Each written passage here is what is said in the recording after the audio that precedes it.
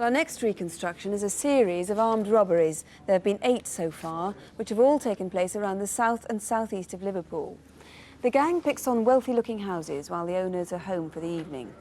And because the gang is armed and because recently the robbers seem to be using more violence, police are concerned to prevent the real possibility that if there's a next time, somebody could be killed. The most recent victims are a retired couple who've lived in their house for more than 30 years, having built it themselves in the 1950s. Now, after their ordeal, they're planning to move. Our reconstruction begins at their home in Liverpool. It's Thursday, the 17th of November. Mr. Frank Perkins is 82 years old. He suffers from a heart condition and lives quietly with his wife, Pamela. Here you are, dear. Thanks very much. You ready for bed soon? Very shortly. Good.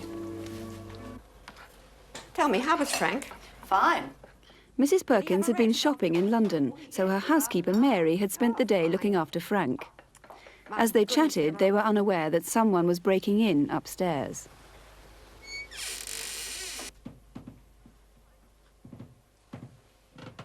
I was trying to look for that material. Don't move! Just do as you're told and you won't get hurt. You over here, or I'll blow her brains out. Where's the back door?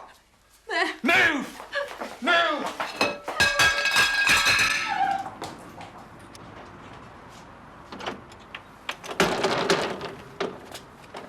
Any problems? No. Come here, you!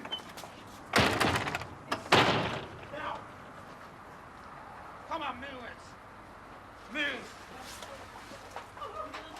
Is there anyone else in the house? Yes, my husband. Where is he? In the bathroom, but please don't hurt him. He's a very sick man. I'll get him. Don't move! What the hell do you think you're doing? Just do as you're told and you won't get hurt. So come on, move it. Get in. Sit down and shut up. You! Where's the money? We don't keep any money in the house. The jewellery then! Where's the jewellery? It's upstairs on my dressing table. What's that? Give us that.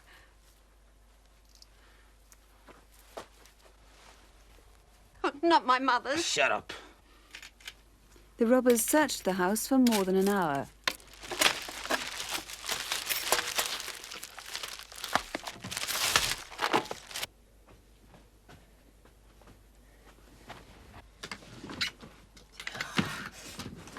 They used a variety of accents, perhaps to confuse the victims, but police believe they are from Merseyside. Come ahead, let's Oh, go! it's okay, I'm coming. Hurry up! And we've got your car! On several occasions, the gang have used the victims' own cars for their getaway. The Perkins white Golf was abandoned 200 yards from the house. The first robbery was almost exactly a year ago, and all the robberies since then have followed a similar pattern. By April, there'd been 4 attacks, and then they stopped. The next one was 6 months later, in October. But this time, something went wrong. It's Friday, the 7th of October. Mrs. Johnson was leaving home to do some shopping when she saw a man acting strangely. He seemed to be watching her.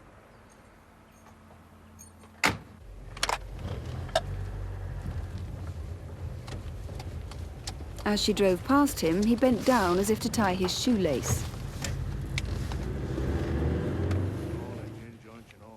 The next evening, Mr. and Mrs. Johnson were at home. Did you hear that? No.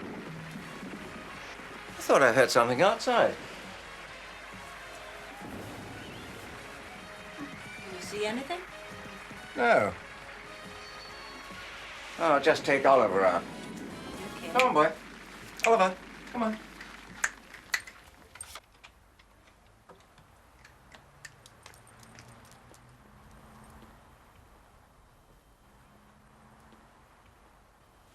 Now! Down, you bastard! Get down! You work down! I'm gonna go! Come here, you! Grab it! Come here, you! Get up! Get up! Get up! Shut up! Shut up! Fortunately, a neighbour heard the scuffle. Hey there, shut up! Are you all right, Mr. Johnson? Help! Hold on, I'll get me dad. Dad! Help! Shut up! Please! Let's get out of here! Help! Help!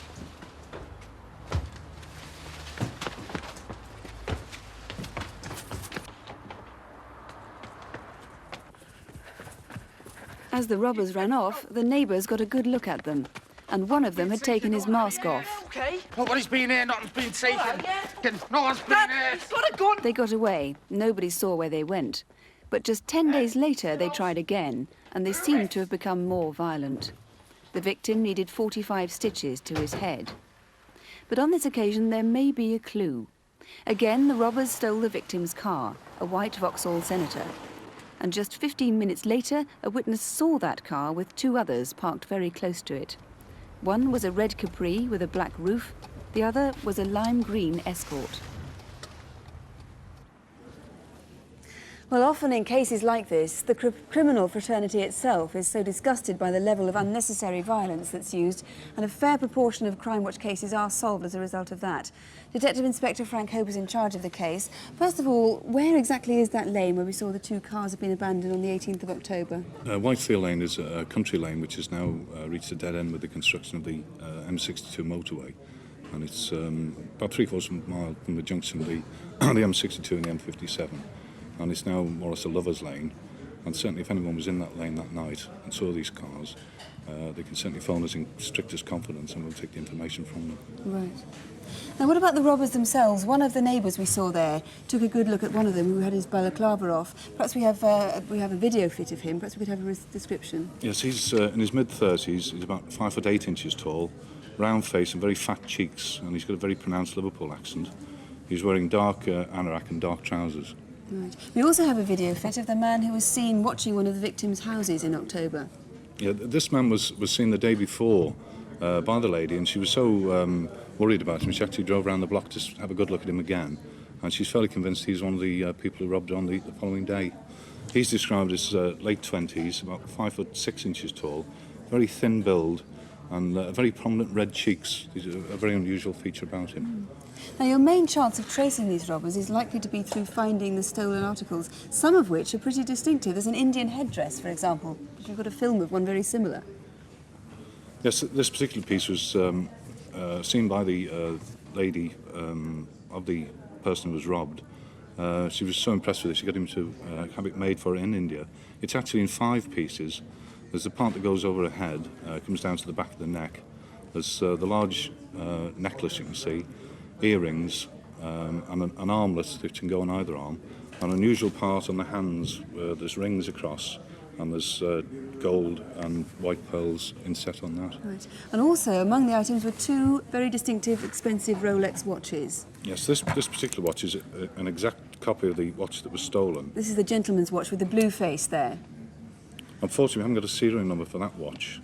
But that is an exact replica of the one that was stolen. That's exactly, yes. What about the lady's watch? That's very distinctive and very valuable too, the one that was stolen. This particular watch is not quite exactly the same. Where the gold marks are, they've actually got diamonds inside. And this one, we have got a serial number for it. 9737678. 9737678. That's the serial number. If you know where those items are, it's obviously very important to trace these armed robbers before they get the chance to attack somebody else. So if you know something you think could help, please ring. The number here is 01811 8055. The direct number to Merseyside Police is 051 708 8772. That's 051 708 8772. Our first full reconstruction this month is of one of the most frightening crimes, abduction. Now, mercifully, of course, it's most unusual, but last November, in fact on the last day of November, Wednesday the 30th, it happened to a family in Derbyshire. The victim was Pauline Guest, whose husband, Bob, is an assistant manager at a bank in the Alveston district of Derby. Our story starts in the East Midlands some 2 months before the crime, as preparations for the kidnapping were being set in train.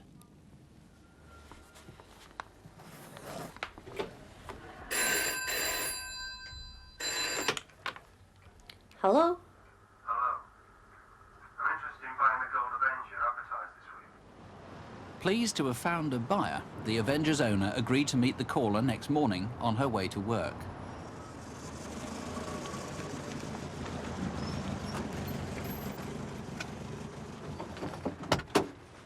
Hello.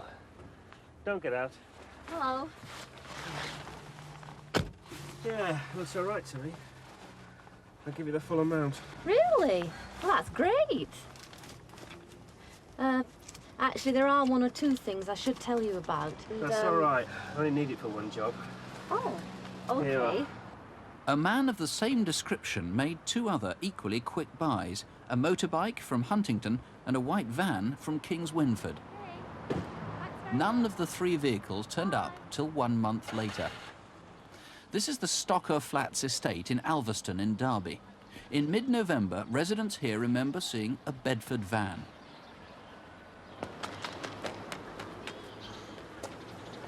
Right to bottom that, bud. That same resident noticed the white van behind him as he was driving home a few days later. As he pulled into the estate, the van followed.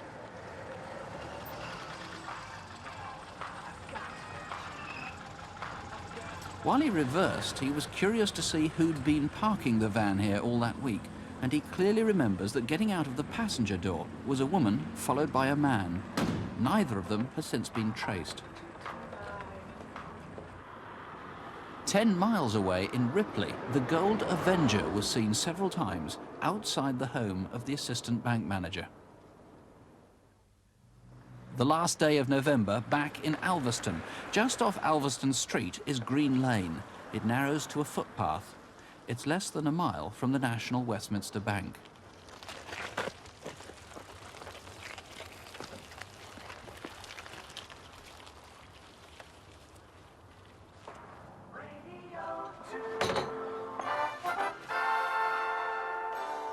The news at 8 o'clock on Wednesday, the 30th of November. Good morning. I'm off now, love. Oh, lovely. See you about 6-ish. Have a nice day. Bye. Bye.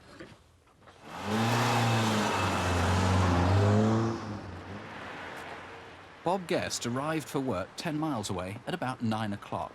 Milder with rain later. I think that means wet. Good morning. There you are, Vivian. You're Scottish. Here's one for you. Great.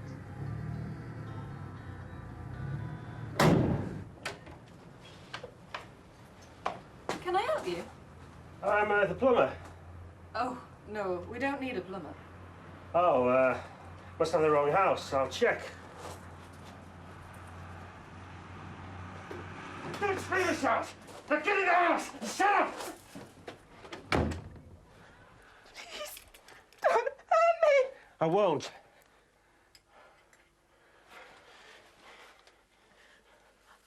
I'm putting these on so you can't see my face anymore. I won't hurt you.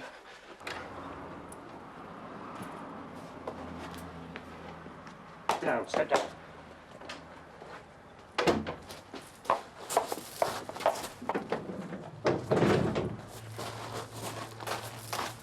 Over there. Up.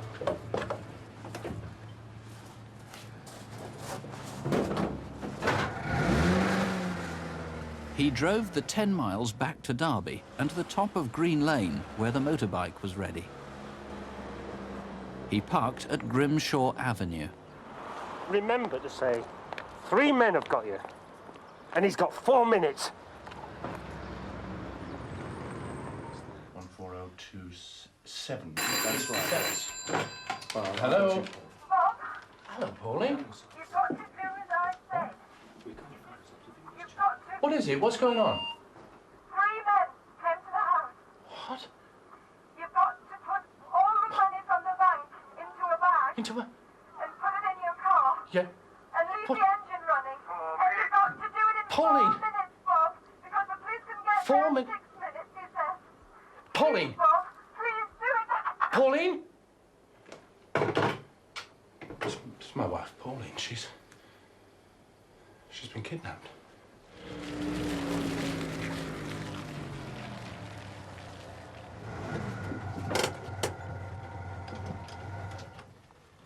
Just stay here.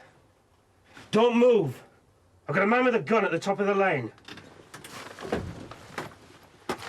I'm going to get the money.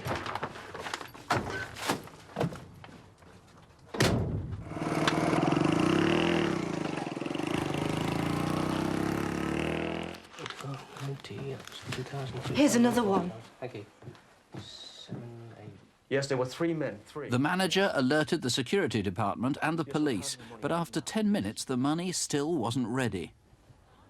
the robber forced Pauline to call her husband once again. Please, Bob, please, you've got to do it now. I don't know what he'll do. The lying bastard! He's called the bloody police!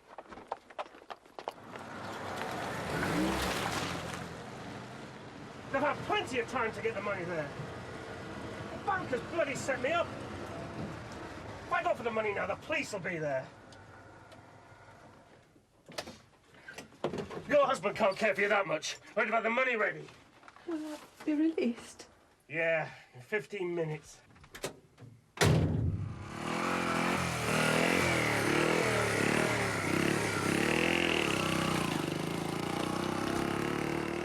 The robber made off empty-handed. Pauline eventually struggled free.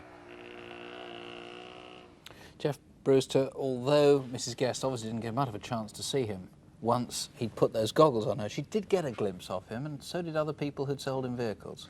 That's right, yes. The man that we look for is described as being about 5'9" tall, a proportionate build with sandy-coloured hair. OK, now that video fit we've got to be a bit careful of, because that, of course, was built up from several different people's views of him. That's right. Tell us about the car, the Hillman Avenger. He bought it legitimately. That was sort of the end of October. Then the crime took place at the end of November. It wasn't discovered then for another month, just before Christmas. No, it was discovered Christmas Eve. The Avenger was abandoned in Stafford. And the unusual thing about this Hillman Avenger is that in the back window it has some stickers, and one of the stickers is upside down. Right, NBF 944P, nothing very distinctive about that number plate, but did you see that car with the upside-down sticker in the back window? What about the white Bedford van? Yes, we know the Bedford van has been in the Alveston area of Derby, and we have a positive sighting of it at the Stocker Flats area. It's definitely that van, you think? We're pretty certain that that is the van. OK, of course, if it's not, if you had a white Bedford van parked around that time in November at the Stocker Flats estate, for heaven's sake, do call us. The registration number of that van is WWD389X. Why would people remember that? Obviously not through the registration number. The van at some time had the motorcycle in the back, and also the driver's door of that van was prone to jamming, and the passengers and driver all got out the same door, the passenger door. Ah, which is why we saw the woman get out That's with right, the yes, driver. yes. Again, you need to trace that woman. We do, yes. She, of course, might be nothing to do with the crime, in which case it would do her well to get We'd get in touch certainly with like pretty to quickly. eliminate her, yes. OK, fine. Now, tell us why you want to find a door, a household hardwood 6-panel door. What on earth's that got to do with the story? Now, we've recovered a door from the van, and this has obviously been used as the ramp to get the motorcycle in and out of the van. Right. Now, the thing about the door is that on one side, it's got a lot of cut marks, as though it's been used perhaps for cutting carpets or lino or something like that on. OK, so if anyone recognises that, would they call us as a reward on this? It's a pretty unpleasant crime, of course, and the man had a firearm. That's right, yes. There's a reward of up to £10,000. Good. OK, well, if you want to help claim that reward or want to help solve this crime, here's the number. 01811 8055. That's 01811 8055. Alternatively, you can call your local incident room, the local incident room, 0332 290 100. That's 0332, the code for Derby, 290 100.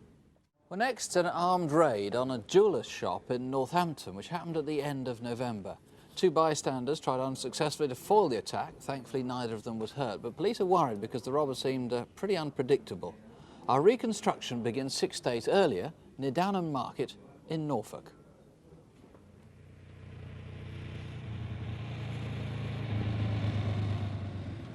David Roberts lives in open countryside in the heart of the Norfolk Fens. His home is Eel Pie Cottages, a remote terrace of 5 houses surrounded by fields.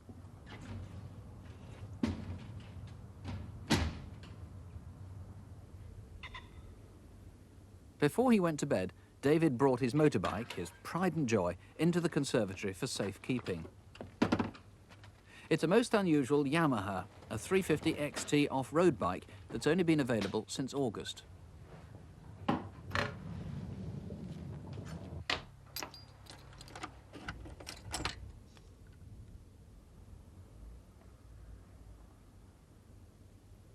At 10:20 at the other end of the terrace, Martin Watkins was watching television when he heard a vehicle coming down the lane. It's unusual for cars to be down here. Only visitors to the Watkins household come to the end of the lane. So Martin was curious.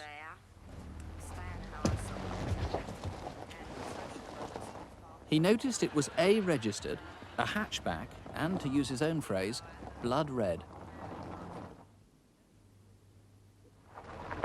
10 minutes later, the car was back. Martin noticed a VW badge, but the driver clearly didn't want to be identified. He used his indicator to see his way out of the lane.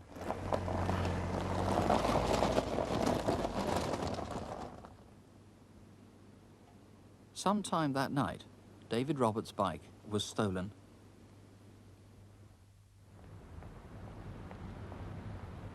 Northampton, 100 miles from Downham Market. It's 6 days later, Wednesday, the 30th of November. PC Cliff Wilkins was on mobile patrol. As he pulled up at traffic lights in Abington Square, he spotted two men on a motorbike and began to take the number. He planned to stop the bike for a license check, but soon he lost it in the traffic.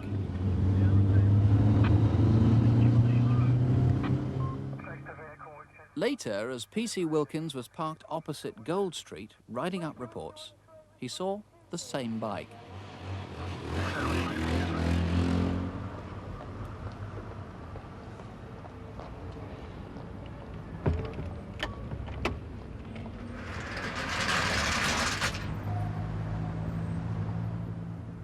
This is Michael Jones Jewellers on the corner of Bridge Street and Gold Street.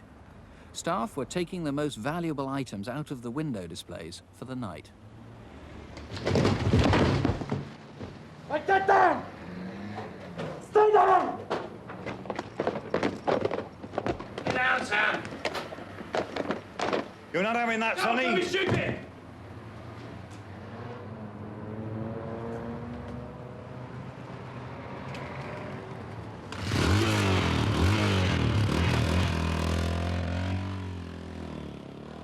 This young passerby tried to have a go at them.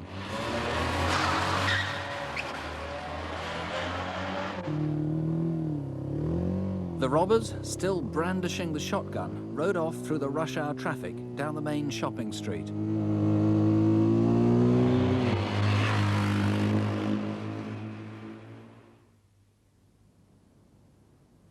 This is a mile away, Lawrence Court, on the north side of Northampton, where the robbers abandoned the bike. Just around the corner at 5:30, James Adams was ferrying books and files to his car, which was parked in Deal Street.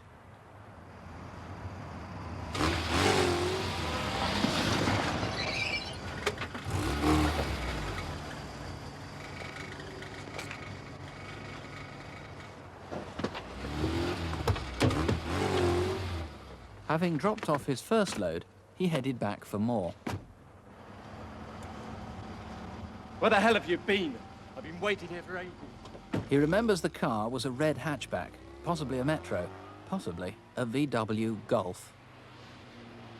Well, Smile, let's go back to that car in a moment. It's the motorbike that's intriguing, because I gather that XT350 was so rare that any biker who'd seen it is likely to have remembered it. Yes, it is a very distinctive model, and as you've heard on the film, at that time it was considered to be quite a rare model.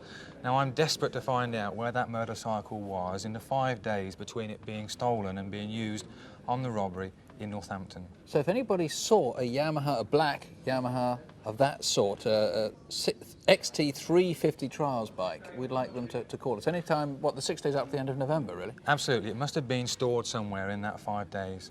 Now, why was it stolen from this place near Downham Market? I think even locals will accept it being called the back of beyond, this particular area, because it's really very difficult to find. I'm absolutely baffled as to why anybody would go to such a remote area and go to such lengths to steal a motorcycle and then use that motorcycle 100 miles away in Northampton. I'm totally baffled on that one. Now, let's come back to the cars. There were two red cars. One, of course, was seen where the bike was stolen. Tell us about that one. That's, we think, a Passat, we said. That's right. We believe it to be a blood red, A-registered Passat. OK, and the other one, which was seen in Northampton, also red, but could have been a Metro, could have been a Golf? We're not sure on that one. It could be a red Metro or it could be a red Golf, but we're fairly happy that it's red and fairly happy that it's a hatchback. Right, there must be somebody watching who knows who did this. There was a sawn-off shotgun involved. They're not pleasant characters. They were described as pretty unpredictable, and there's a reward. Yes, there's a substantial reward which is available for information which leads to the arrest, conviction and to the recovery of this property. OK, well, thank you. The number here is 018118055 if you can help, or you can ring Northampton Police. That's 0604 700 700. Ask for the incident room. It's an easy number to remember. 0604 is the code for Northampton, 700 700. Our first case tonight is the smash and grab raid on a jeweller's shop in a busy shopping street in the centre of Middlesbrough. People from the shop next door ran out and courageously tried to stop the robbers getting away, but one of them was injured as a robber wielded a pickaxe handle. £26,000 worth of exclusive jewellery was stolen. Our reconstruction begins in Middlesbrough a month ago on the day the robbery took place. Middlesbrough is a large industrial town right on the River Tees. Having had the highest unemployment figures in the country less than 2 years ago, there are now clear signs of an economic revival there. It's famous for its transporter bridge, just a few miles from the town centre. At 9:30 on the morning of Thursday the 9th of February, staff at Freeman's Jewellers in Linthorpe Road were preparing the shop window before opening as usual. Freeman's is a family business, selling only exclusive top-of-the-market jewellery and silverware. Ring Gareth and see whether we can get a stone for it. Sometime after 9:20 that morning, and less than a mile away from Freeman's, 2 cars were stolen. A light blue Ford Sierra disappeared from a public car park behind the Trooper pub in Wilton Street.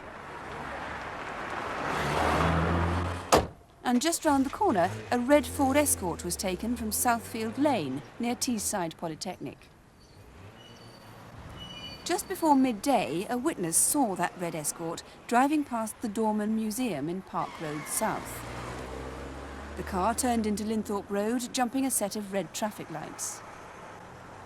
10 minutes later... Bob! Got Bob!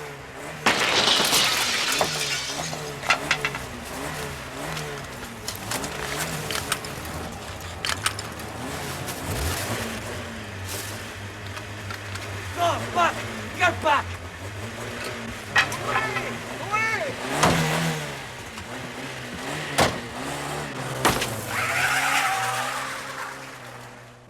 A passing taxi driver saw the end of the robbery and decided to give chase. Further down Linthorpe Road, a woman narrowly missed being injured as she and her friend were crossing the street.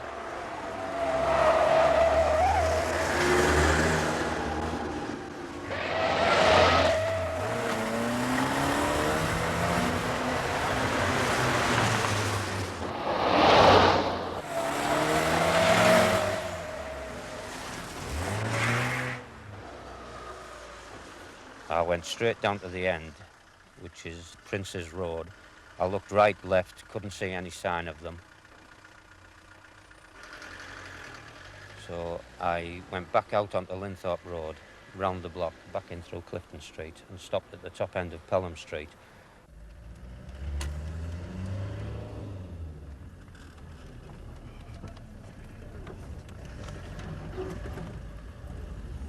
I'd noticed a back alley as I came down. I wondered whether they were in there. Looked down it, saw the car, and went straight back out for the police. The robbers had left behind a radio receiver tuned to a police frequency.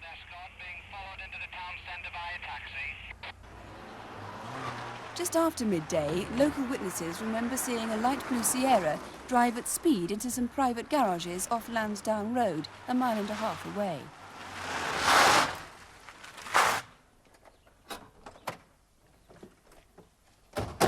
One of the 2 men who got out was carrying a black bag.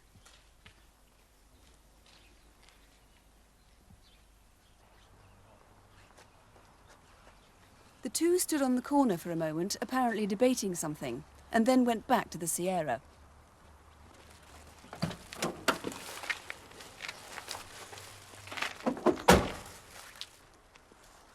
When they finally emerged from the garages again, there was a white plastic bag as well as the black one. Both men walked off down Lansdowne Road. Well, Detective Sergeant Strange is in charge of this case. It all happened in broad daylight in a busy place, and witnesses have given us a good description of the driver of the car during the robbery. How is he described? Here's a video of it. The driver is described between 26 and 28 years of age. He has fair hair, which is short at the sides and wavy on the top, but not curly. He's very pale in complexion. Right. Now, also, several people saw the two men leaving the Sierra at the end of the robbery around midday. What descriptions have you got of those? Yes, both males are described as being about 23 years of age. Both are medium build. One has fair hair. He's wearing a light grey pullover with a black and grey diamond motif on the front. The other has got short black hair. He was wearing black tracksuit bottoms with a green vertical stripe and a black top like a tracksuit top. No, quite distinctive clothes. Now, the red Escort was left in an alleyway behind the Quick Save car park, and at least one of the men probably escaped through a hole in the fence there, because one of the rings that was stolen was dropped right by the fence and found. And the jewellery that was stolen is quite distinctive, in fact, isn't it? Yes, recognisable. Yes, in total there's 41 diamond rings stolen. They come to a value in excess of £26,000. I would like information from anybody who knows or who has information relating to these rings and knows their whereabouts now. Right. Now, what do you need to know about the cars which were seen just on that morning? The cars were stolen between 9:20 that day and 12 noon.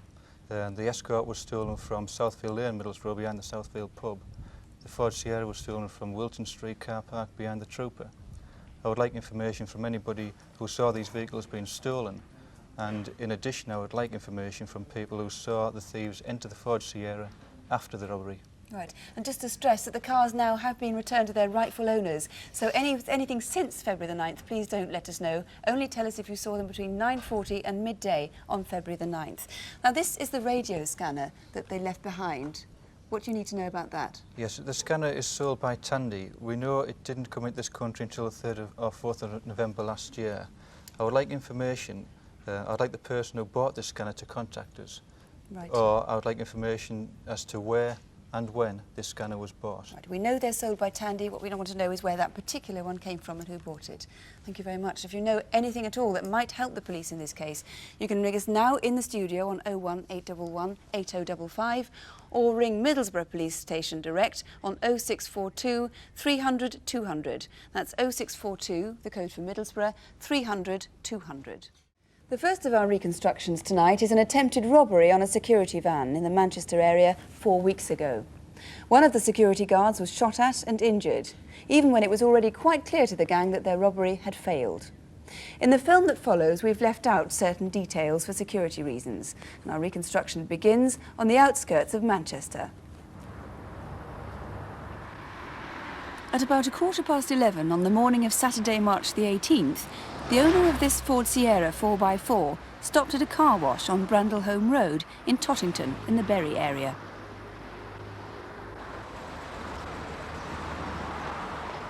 He left the keys in the ignition while he went to buy a token to put in the machine.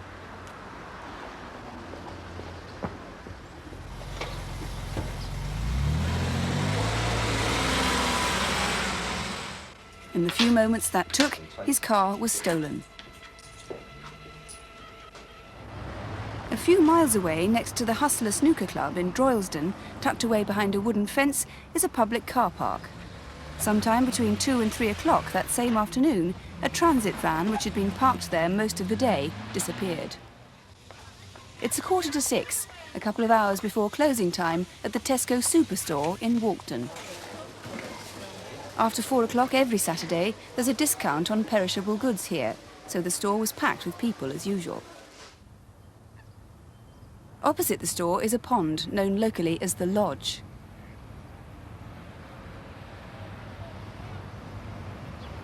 At 6:10, a Securicor van pulled up at a side entrance to collect the takings. One of the managers let the security guard in to begin his collection.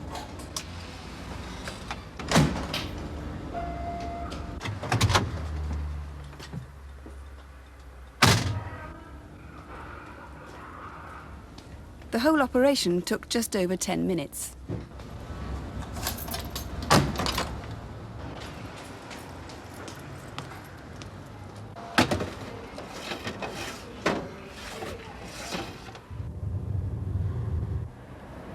The lodge pond is popular with anglers, so a passing police patrol weren't unduly concerned seeing a man in waterproof clothing standing on the other side of the road. The manager remembers noticing him too.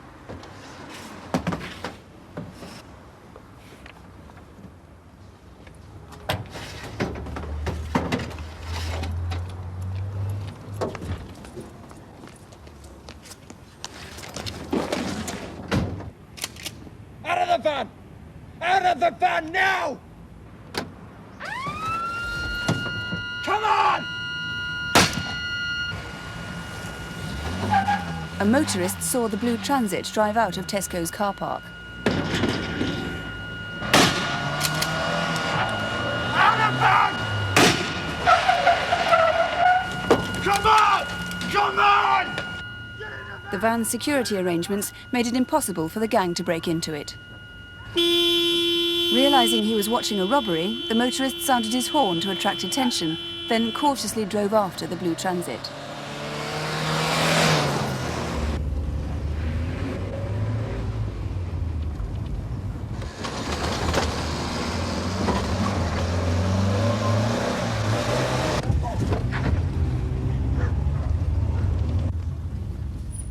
Quick, phone the police, tell them there's been a robbery at Tesco's.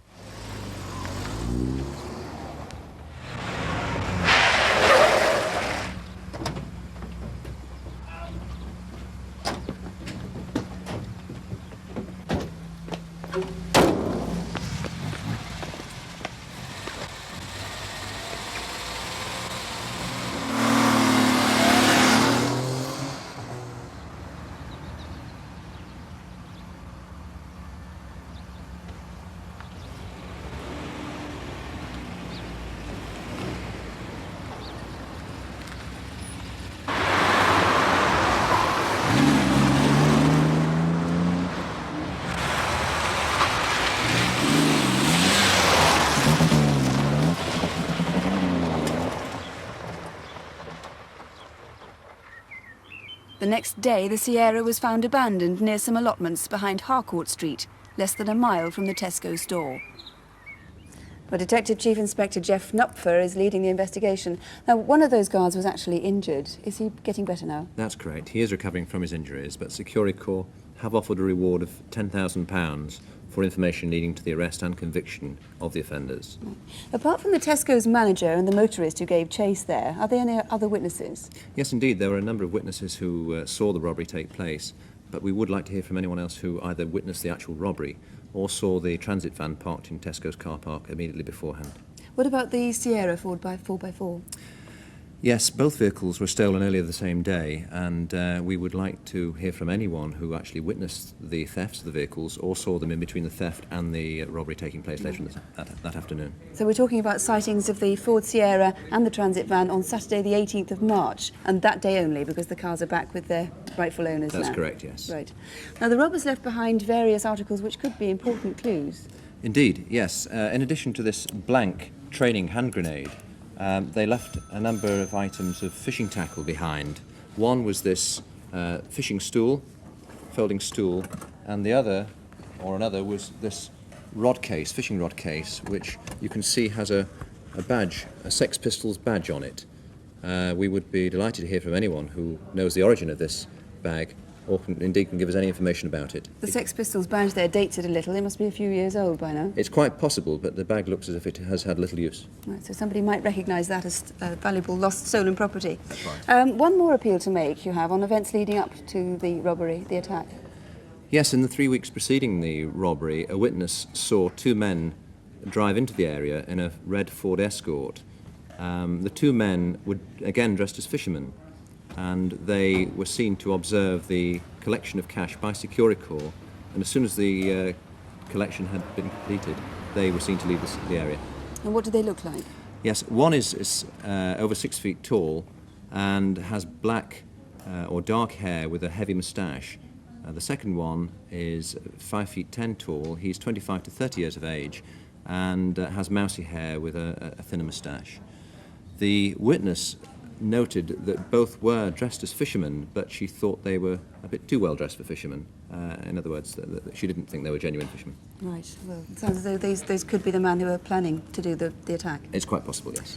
Well, if you know anything that might help find this gang, phone us here in the studio, please, on 01811 8055, or you can phone the incident room direct on 061 855 5310. That's 061, the code for Manchester, 855 5310. In the 3 or 4 months since Christmas, a lone gunman has been raiding railway stations south of London. He's made little money, but he's brought terror to people's lives, and there could be worse to come. He seems nervous and unpredictable, and his gun is loaded.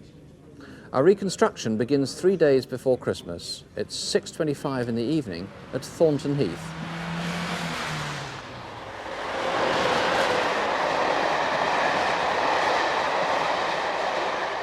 That's 160, please. Thank you. Yeah. How much is your platform ticket? Where you been? We ain't done one of them for years.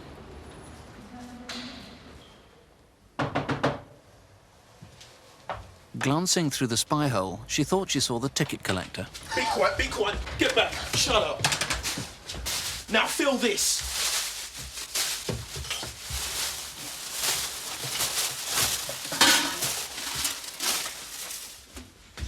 I'm not gonna hurt you, just lie down.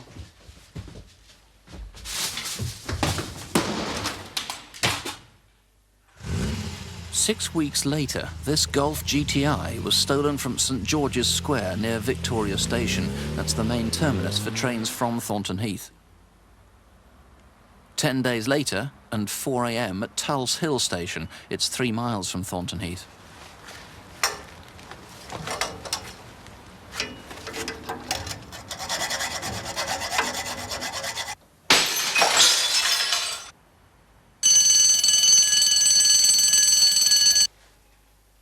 When detectives spoke to the station's staff, they confirmed that nothing had been stolen or tampered with. So what was the break-in for? 5 days on, Tuesday the 21st of February, 5:30 in the morning.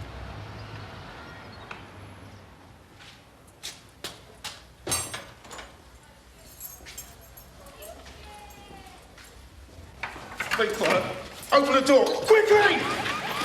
Just stay quiet. Hurry up!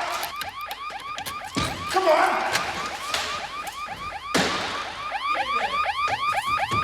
Turn the alarm off! Now go and show me the safe. The gunman seemed to know where everything was. Don't want to do it for someone else's money, do you? Hurry up! Okay. Come on. Hurry up. Move it, come on! That's a lot! Hurry there! Quickly!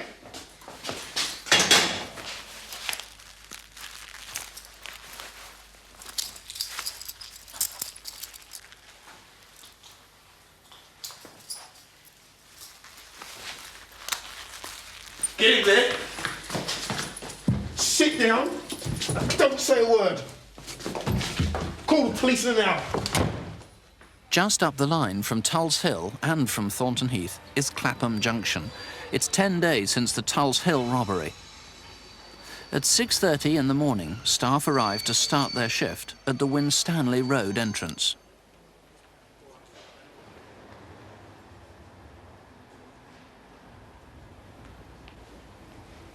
See you later. Don't forget the milk.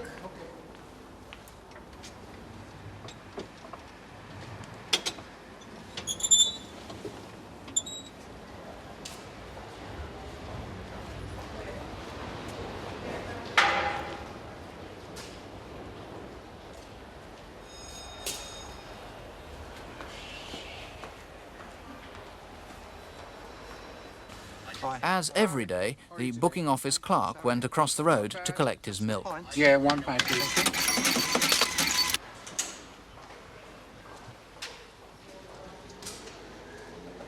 Can I help you?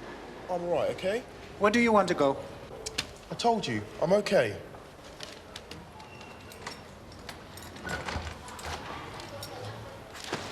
Get in there! Shut up! Shut up!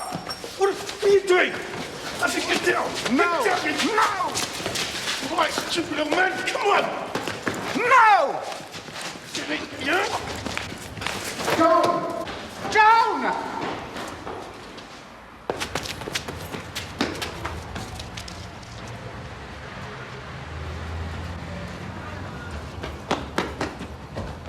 It was the same red GTI that was stolen from near Victoria.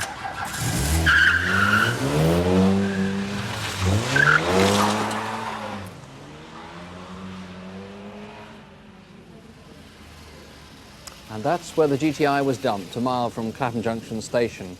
And obviously, it's a key point of appeal. John O'Donnell, it was stolen on the 6th of February from Pimlico, therefore it was missing for a month, somewhere, presumably in South London.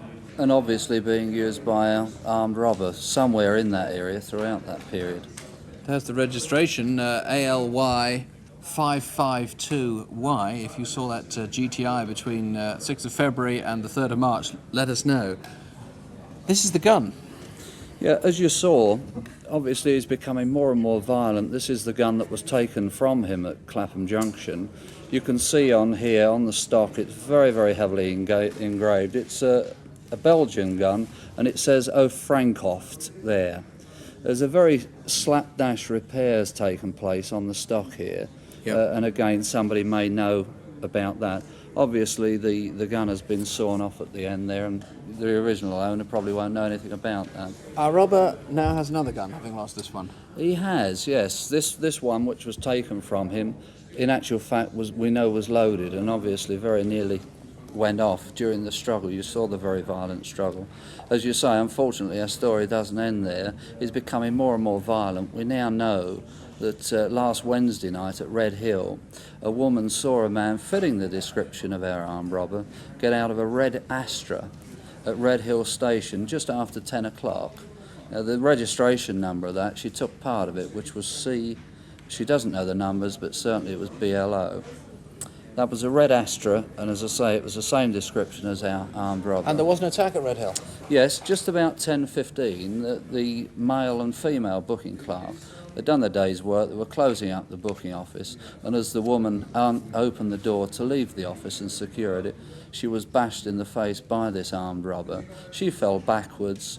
They were both threatened by the same robber, same description, but this time he's got a black handgun, a revolver. Now, the description is so surprising because he's always wearing this piece of sticky tape. It's this plaster on the bridge of his nose and very, unique. very thick pebble glasses. In fact, the video fit perhaps doesn't show because it's based on how thick the lenses appear to be at any rate in those glasses. In each of the cases, the thick glasses and the sticky plaster on the nose. In fact, that's why the woman remembered him at Red Hill parking his car. It looked as though he'd got a white nose, in fact. He's becoming more and more violent. He's using increasing violence on these people, and what we're afraid of is that eventually he's going to either fire the weapon or injure them in some other way. OK, well, that sticky plaster, of course, could be hiding some feature of his face. The glasses could be a disguise. But if you think you know who it is, please call us urgently. 018118055, 018118055. Remember, there's a reward in this case of £5,000 on conviction. You can call British Transport Police if you want on 01380 1400. That's 01380 1400. 6 months ago, we reconstructed a bank raid that had taken place in Preston. It's a type of crime that's been tried several times, not always successfully. A bank manager was kidnapped, held hostage overnight, and then forced to help a gang steal money from his branch. Last month, there was another attempt, this time at Kelvedon in Essex. But because the victims had seen the Crimewatch film on Preston, they were able to respond with a great deal of coolness and perceptiveness. They noticed a lot of intriguing detail while the gang was in their home, details which might help you identify the robbers. Now, we've changed the families' names in this reconstruction and used actors throughout. The events began on a Monday afternoon in early April when Jonathan Turner, an assistant manager at Barclays Bank in Kelvedon, dropped in to see his boss. Well, I'll see you next week then, Jonathan. Have a good time. He was taking the week off and was handing over his keys. Jonathan planned to spend the evening watching TV with his younger brother and his mother. His stepfather was out at a meeting.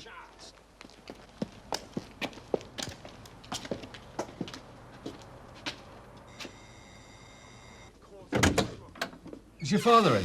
No, he's not in at the moment.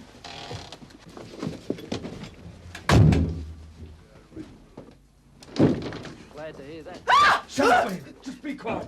The family was handcuffed together, and the smartly dressed man deliberately loaded his gun in front of them. Where do you work?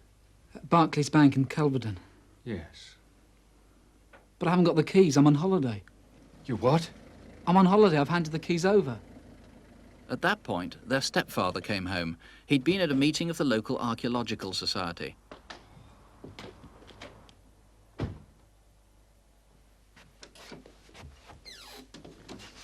What? Go over there and sit down. What the hell's going on here? Where are your car keys? In my pocket. The robber in the dark jersey took the family's Peugeot. The family keep a precise record of their mileage for business claims, so we know the robber travelled 9.4 miles. But where? Meanwhile, the family was taking care to observe details about the gunman. They noticed that he strutted, and by measuring his height against objects in the room, we know he was over 6 feet tall. They spent the night on the sofa with the duvet cover. 2 accomplices returned with the other robber in the Peugeot and sat behind them.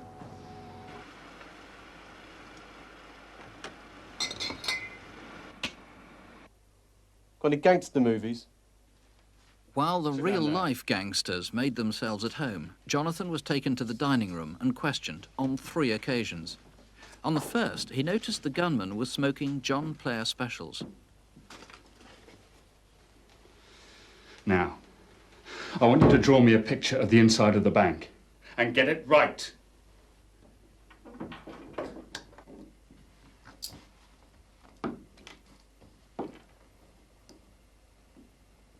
I want to know who has the keys when you're on holiday. Stephanie Walker. Good. Look at me. Would you recognise me? I don't think so. We're going to put Stephen in the back of the car, and we're all going to go to the bank. You got that? Sit down, back to the radiator.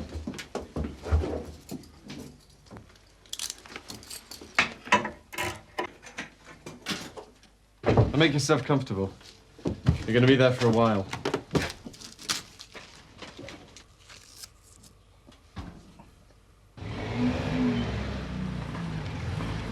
The robbers took Jonathan's car, and he was made to follow in his father's.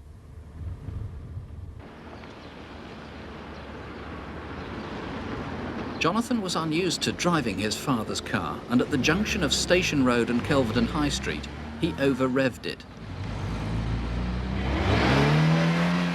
He's sure that he attracted the attention of the 2 women at the bus stop. They've not so far been traced.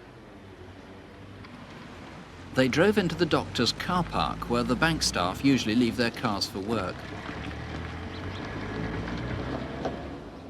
After 20 minutes, the bank manager arrived.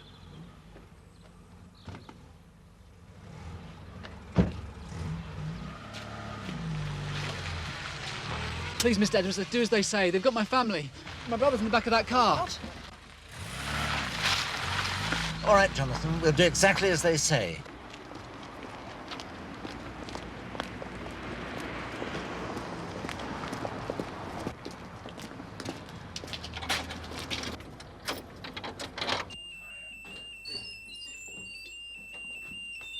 Straight into your office and turn off the alarm.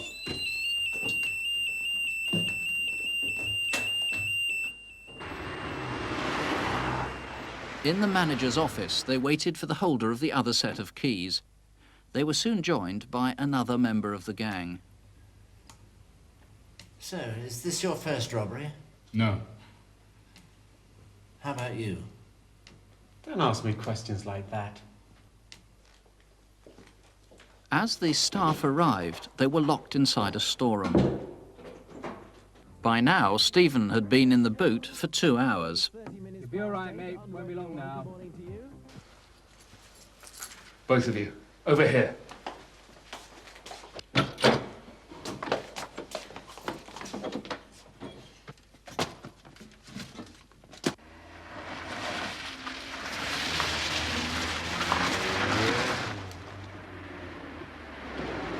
"200 yards from the bank, the robbers collected their colleagues and sped off in the dark blue Peugeot.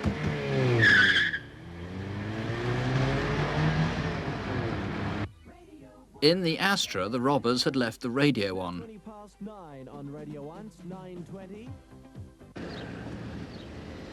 The Peugeot went 3.5 miles to Whittam and was abandoned at the car park of Wimpey Homes on the Crittall Road Industrial Estate. Did you see where they went next?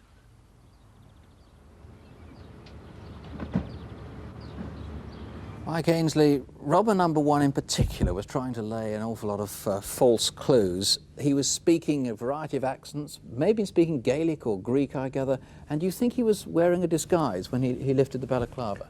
Yes, I do. He provoked the victim into looking at his face, and I believe the intention was to draw attention to false scars under his eyes. OK, now we have a video fit of him with this sort of dark tan, Mediterranean appearance, almost Asian, as one of the witnesses put it, but we can bleach that and remove the scarring from under his eyes, and that's what he might look like. Robber number two equally seemed of dark complexion, but that could have been makeup, you think? Again, yes, that could have been disguise.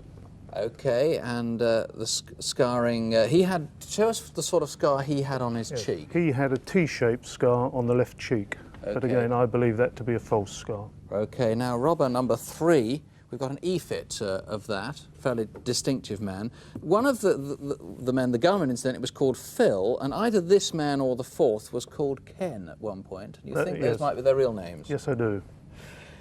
Two cars were seen outside the bank, a red Cortina and another car in front of that. Just tell us about that briefly. The red Cortina, and behind it was a bronze or gold-coloured Mercedes. It's in front of, the red Cortina was behind the That's Monarch. right.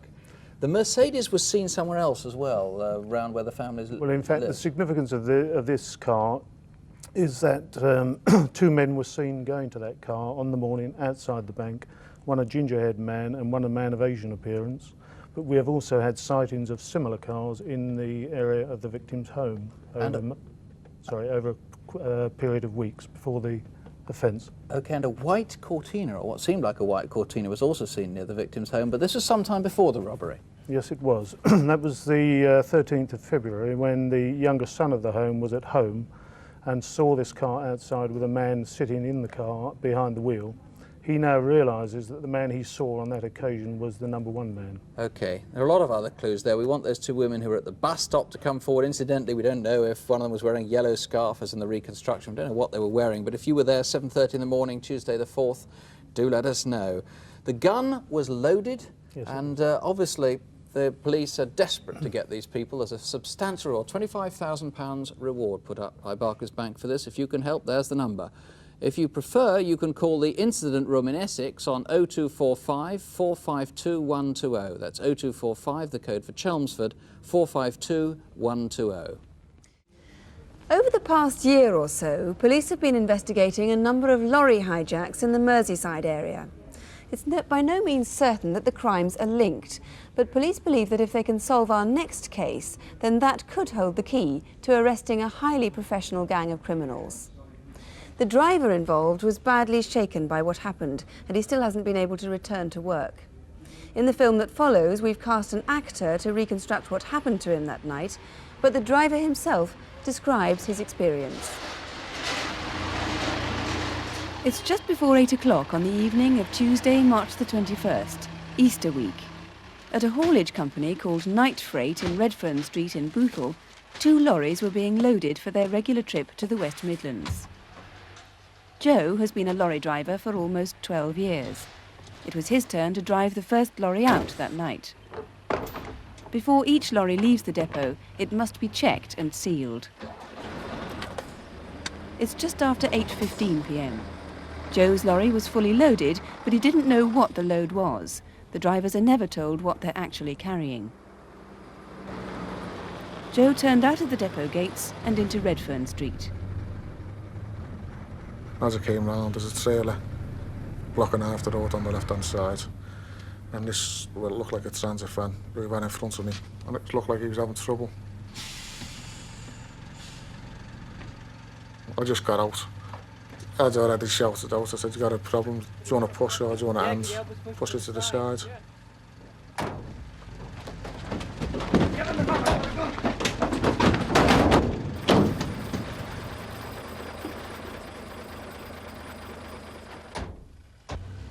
fella said, I've got a gun.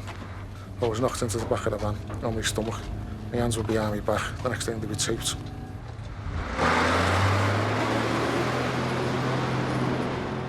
A workmate of Joe's was coming back from Manchester at about the time Joe's lorry was due to set off. I turned into Redfern Street where the depot is situated from Bank Hall. I was stopped by a blue transit van. As I was leaning across to get my cigarettes, the articulated lorry pulled out. It's not unusual to be stopped in Redfern Street with traffic, and the Arctic goes out at that time every night, so there was nothing out of the ordinary. The blue transit van was almost certainly the one in which Joe was being held. He said, you know, it's all right, we're just going to take you for a drive, so we've got the wagon clean. You don't cause us any problems. I said, there's no way I'm causing problems. I was bound up like I couldn't do anything anyway. We stopped one time, he pulls up somewhere, and he said, we're going to get out now. Don't make any noise. We're not going to be very far away from the van. He said, we can hear you. He said, you'll be able to hear us. Take your gloves off, you look suspicious driving around with those on. And don't use names, they're on the job now. They stopped quite a few times. On one occasion, Joe could hear the sound of traffic. They may have stopped to get something to eat because Joe thinks he smelt chips and heard a drink being opened. They may also have put some petrol into the van.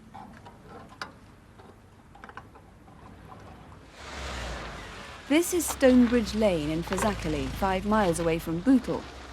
It's now about 3 hours since Joe was kidnapped outside the Nightfreight depot.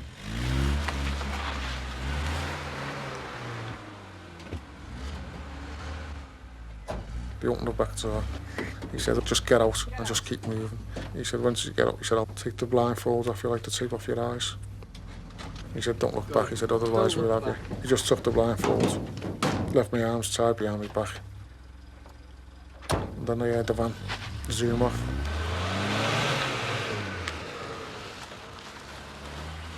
It's unbelievable. It was the last thing on my mind, that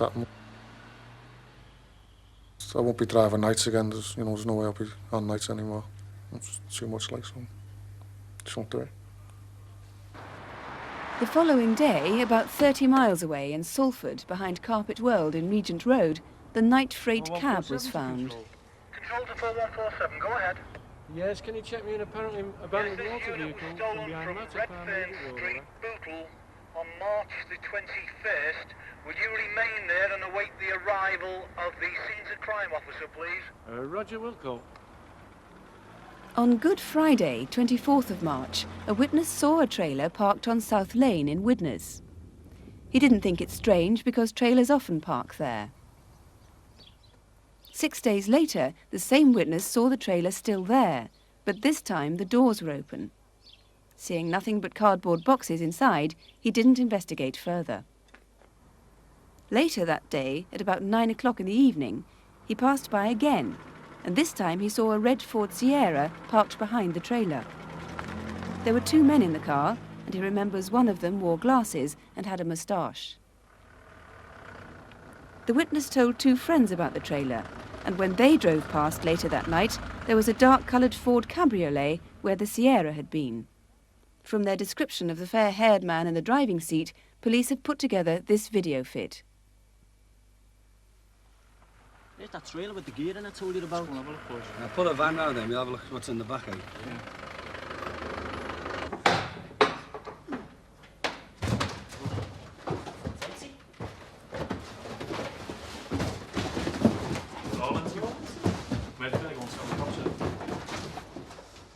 The witness and his 2 friends, now convinced the trailer was stolen, called the police. The thieves had taken what they wanted out of the trailer before they dumped it and left behind what they didn't want. Mr. Williams, let's start with those 2 cars seen parked behind the trailer there, the Sierra and the dark-coloured Cabriolet. Are you sure those 2 cars are involved with the case? We're not at the moment, but we'd like to eliminate the drivers of those vehicles from our inquiries. Can we see the video fit of that man again in the Cabriolet and have his description from you? Yes, this man is 29 to 31 years of age. He has fur hair which is receding and he's wearing distinctive royal blue overall. Right, we would like to eliminate those from our inquiries. Yes, we would. Now, the lorry cab was found more than 30 miles away in Salford, and that was quite possibly driven along the M62. So was that distinctive in any way? Is there any chance that somebody might have seen that on that day? Yes, I think a lorry driver may have spotted this. It is distinctive. It's the only DAF vehicle in the fleet. It has the eagle motto on the driver's doors and on the wind deflector on the roof. Right. Now somebody might have seen the trailer, of course, being dumped on Tuesday the 21st of March. Yes, to unhitch this trailer it takes about 5 minutes. So somebody may have seen it there and may have seen it being unhitched. Remember, it's South Lane in Widnes. Yes. And what about the property that's disappeared? Because that's probably going to be how you trace these men if you're going to. Yes, it's a large amount of cigarettes and tobacco, and camcorders, video recorders, split cameras and cameras. Right. The cigarettes were distinctive because they didn't have a health warning on them, that's right? That is correct. Okay. And so if you suspect that a video or a camcorder or a split camera or any other kind of camera that you might have bought lately could be part of that load, then ring your local police, because the police have faxed telexed all police stations with all those serial numbers, so please phone your local police. In fact, if you can provide the answers to any of those points of appeal, please ring us either here in the studio on 01811 8055 or ring Merseyside Police direct on 051 709 6010. That's 051, the code for Liverpool, 709 6010. Now, over the past few years, security companies have been using increasingly sophisticated measures to protect their staff and the cash and valuables they carry. Our last case tonight shows how one particular device foiled a gang of armed robbers at the headquarters of a regional electricity board in May. Our reconstruction begins on Wednesday the 26th of April at the West Kirby Sailing Club on the Wirral in Merseyside. The owner of the Sierra, Peter Skinner, is a regular member of the club.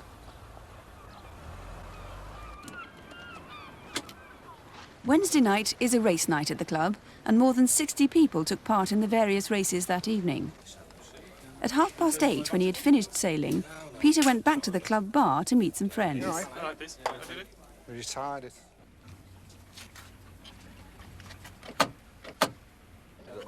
Yeah, I'll have to go. We'll see you tomorrow. It was about 10:30 when Mr. Skinner decided to leave. But sometime during the 2 hours he'd spent in the club, the 2-litre Ford Sierra had been stolen.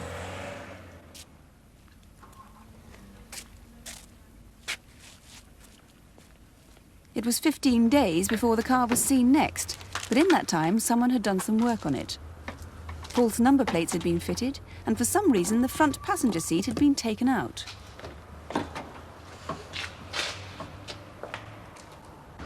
It's 9:10 in the morning on May the 11th at Manweb, the Merseyside and North Wales Electricity Board in Lister Drive in Liverpool. A Securicor van arrived to make a delivery. Hello, Manweb, can I help you? Are you querying the amount of the bill or the method of payment? The guard made his routine check through the window to make sure everything was in order inside the office before collecting the cash box.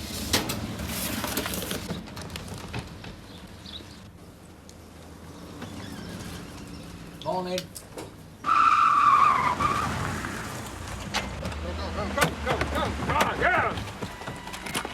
Oh, Christ!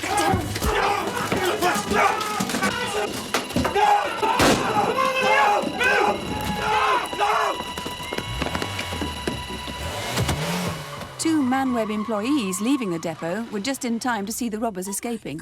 There's been a robbery. What? Oh, No. don't stop. Get after them. Got a whisk, piece of paper and a pen. Might be able to get the licence number.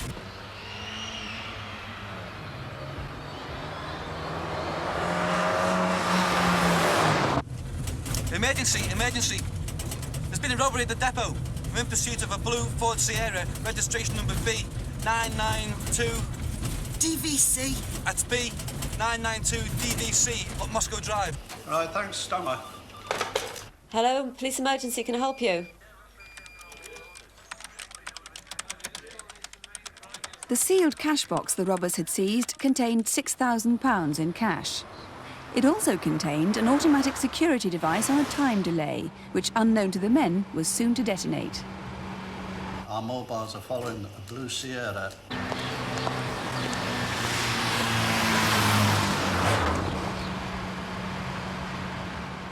Obviously blinded by clouds of acrid red smoke, the driver collided with a Volkswagen estate car at the junction of Lister Drive and Green Lane. The Sierra continued along Moscow Drive, trailing red smoke. The smoke contains an indelible red dye, so the men and the money would have been covered in it. Did you see them? Where did they go?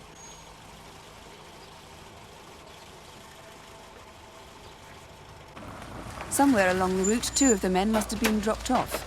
The other 2 were seen leaving the car in an alleyway off Marfield Road.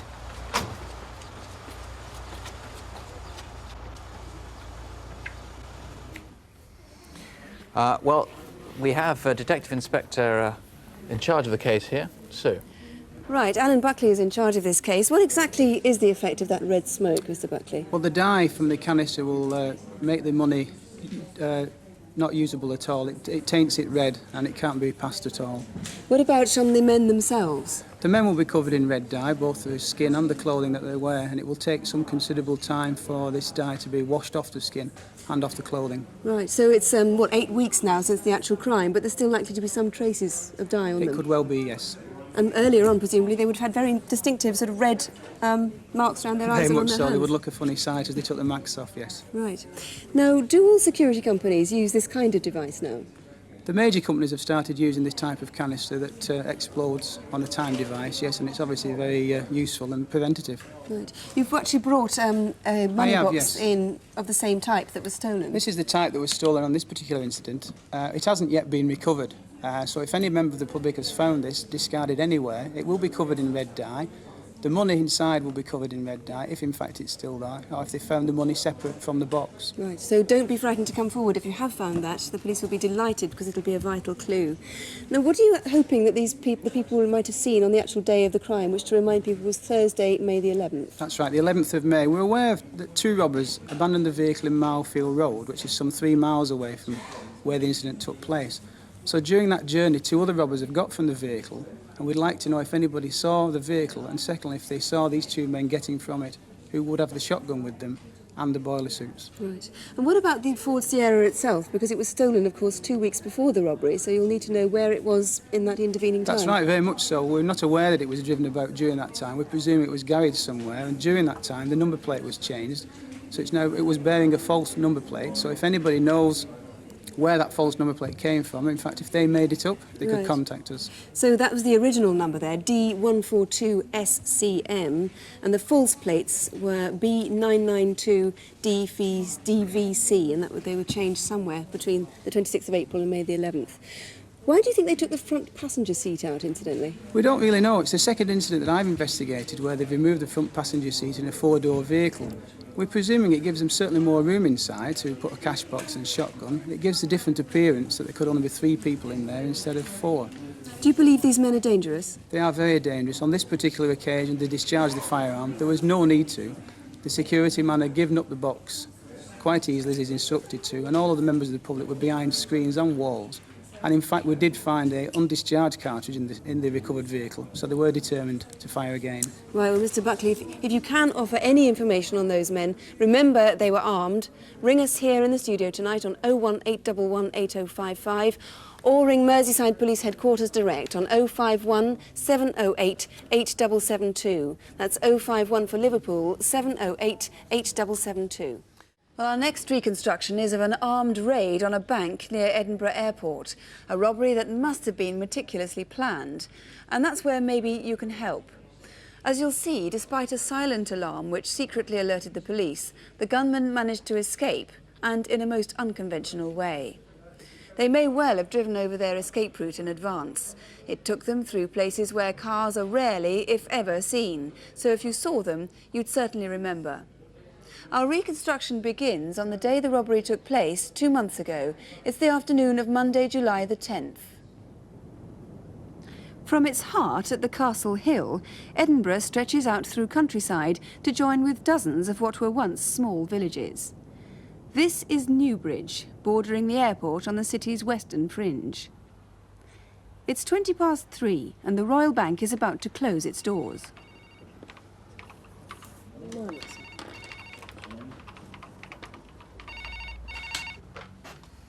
Hello, Assistant Manager. Can I help you?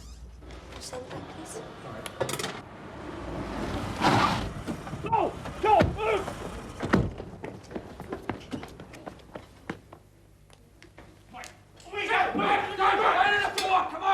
Face down! M2 to all vehicles stand by. That's a raid alarm in operation at the Royal Bank of Scotland. Foxtrot 16 en route to Newbridge Bank. Right, kids, find them! I haven't got them. Well, find them now! Do it!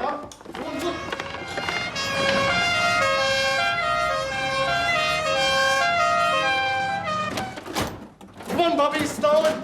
Blow his bloody brains out! They're here somewhere! They're here somewhere!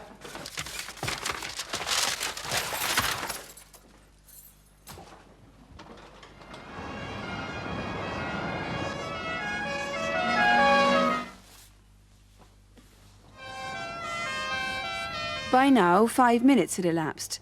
The police were taking up positions in a cordon round the area, while other vehicles sped on towards the bank. Come on, move! A passing motorist saw the robbers running to their car.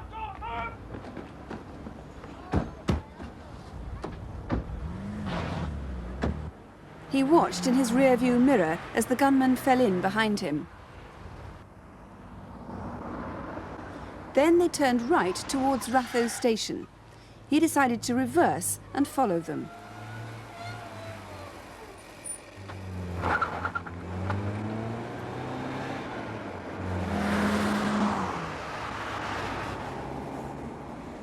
The robbers turned left into the grounds of the Norton House Hotel. The exit from the hotel is the A8, often clogged with traffic.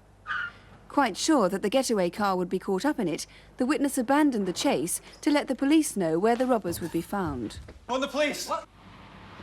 The speeding car attracted the attention of people in the grounds. All vehicles attending at the Royal Bank of Scotland, Newbridge. The silver Astra has been seen entering the grounds of the Norton House Hotel. But still in the grounds of the hotel, the men abandoned the vehicle.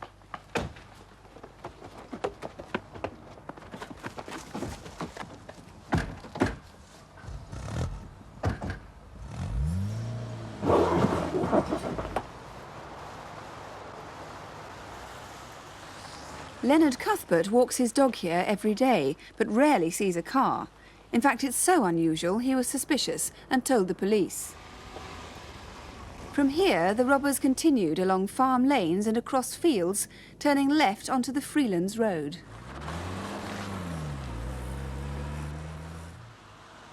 A Panda car searching the area was looking for robbers in a silver Astra.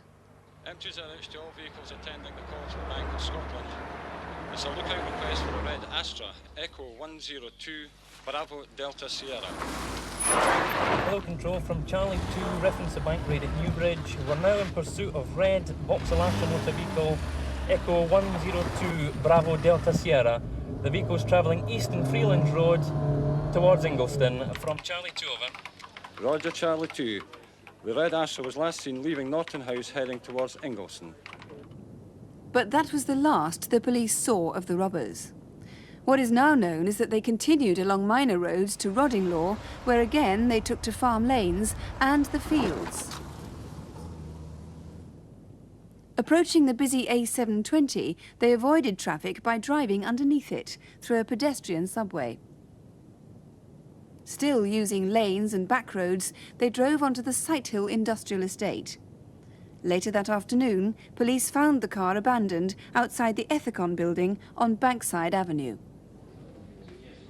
Well, Mr. Crookston, it was an elaborate getaway. It must have been planned in advance. It was well planned in advance, yes. It's an area where courting couples go and where people regularly walk. And I would ask anyone who was on these tracks that day to get in touch with us. In fact, though, if it was planned in advance, we're not only talking about July the 10th, the day of the crime, but any time in weeks leading up to that. Days and even weeks before 10th of July, yes. Right. Perhaps the most public place, apart from the bank itself that day, where many people may have seen them, is at the Ethicon building, where they abandoned the red Astra. That's right. The police recovered the Astra fairly quickly after the raid. It is an area which, as you've said, is very, very busy, and people must have seen the men leave the car there. I would ask anyone who did see these people leave the car to contact us as soon as possible. Now, both cars were stolen from Glasgow, both on the same day, which was the 7th of July. Where exactly were they stolen from? That's right. The silver car was stolen from Anderston Quay in Glasgow and the red car from Hill Street. We are anxious to trace their movements, obviously, between the 7th and 10th July over that weekend. And again, if anyone saw them, we would like to know about it. One thing, they didn't change the number plates of either of the cars. So if I could just tell you what the number plates are again. The silver Astra's registration number is B37 BYS, and the red Astra's registration number is E102 BDS. So the cars are now back with their rightful owners. We're not interested in sightings since the 10th of July, but we do want to know where those were between the 7th and the 10th. Yes, indeed. Do you have any descriptions of the men? Yes, we do. As one of the raiders was leaving the silver-coloured car to go into the bank, he pulled on a mask. He is described to us as being between 30 and 35 years of age, 5'7" to 5'8" in height. He has collar-length dark brown hair, a dark moustache, and the witnesses describe him as wearing Buddy Holly-type glasses, dark-rimmed glasses. And that particular man, I gather, was heard to call another man by name. The name Bobby was used during the raid in the bank. So it could be genuine or could have been a blind, you never know. We just don't know. And there's a reward, I gather? Yes, the banks have agreed to pay up to £10,000 for information leading to the arrest and conviction of the people responsible for this robbery. All right, well, Mr. Crookson, thank you very much indeed. Here's the number if you can help. It's 01811 8055 here to the studio, or you can call the incident room in Edinburgh direct, and that is on 031 311 3211. That's 031 311 3211. But there was another similar tragedy this summer in the capital, which is what we turn to now. A case in which a courageous young man received appalling head wounds. One newspaper described him as a have-a-go tramp. But the truth is that David Patterson had only been in London for 5 days and simply had nowhere to stay. As you'll see in this reconstruction, his heroism, and that of other bystanders, was by no means reckless. And the fact that he was shot shows the urgent need to catch the gunman and remove him from being a grave danger. For security reasons, certain details have been changed for this reconstruction. David Patterson arrived in London from Scotland sometime around the 21st of June. He grew up in the Gorbals district of Glasgow. According to his uncle, he travelled down to London to busk and maybe make his fortune. I think he was hoping that somebody would see him, you know, singing, playing the guitar, that somebody would pick him up. You know, he's always wanted to make a tape or a record. He's done a lot of busking in Scotland, singing in the pubs, and he comes up to London, Manchester and Birmingham, because there's nothing in Scotland for him. Nothing.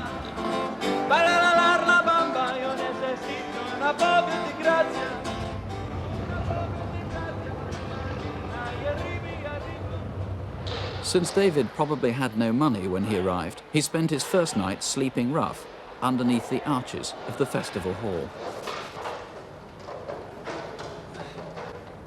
The South Bank is almost always busy, with hundreds of people visiting the many attractions. At lunchtime, there's live music at the festival hall, while underneath, crowds of youngsters gather to skateboard.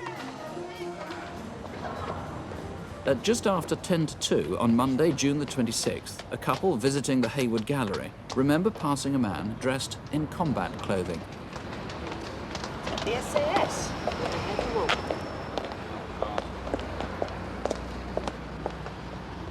50 minutes later, at 2:40 p.m, a security van arrived at the National Theatre to collect the takings.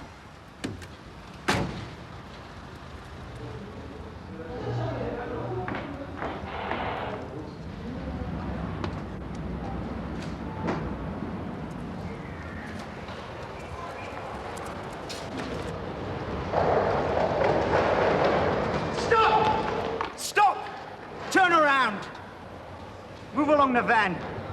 Come on, move along, I said. Move it, quick. Move it, move it! Right. Put all the money in there, all of it now. Stay exactly where you are. Come on, get the money in there. Come on. Right, you're coming with me. Come on. There's a guy up there with a gun. He's tried to shoot. David was outraged that the couple had been threatened. I said, come on.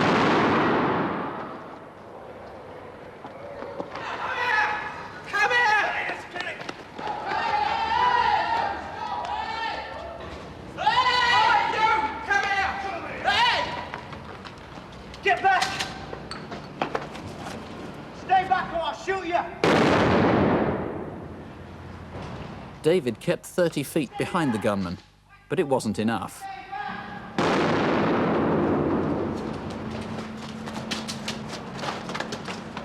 On hearing that last gunshot, a security guard came out of the building opposite. He saw a man appear on level with Waterloo Bridge.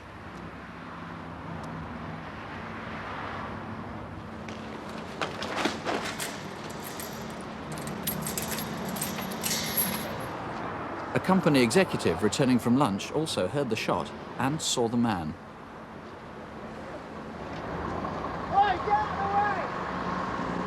The gunman made his escape along Waterloo Bridge, then down into a pedestrian subway called the Bullring. It's here that witnesses so far traced run out. The subway has many exits. Did he ride past you? David Patterson had been shot in the head with pellets scattered throughout the left side of the brain.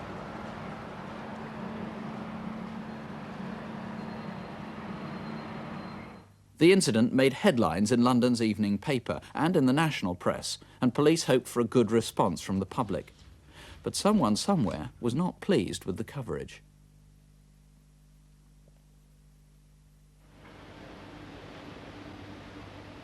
Four days later, a package was delivered to the offices of the London Evening Standard. It contained items stolen in the raid, along with doctored newspaper cuttings and a message punched on dino tape. Fired warning shots? I tell you what, you prepare a story and get John Stevens to alert the yard. Okay.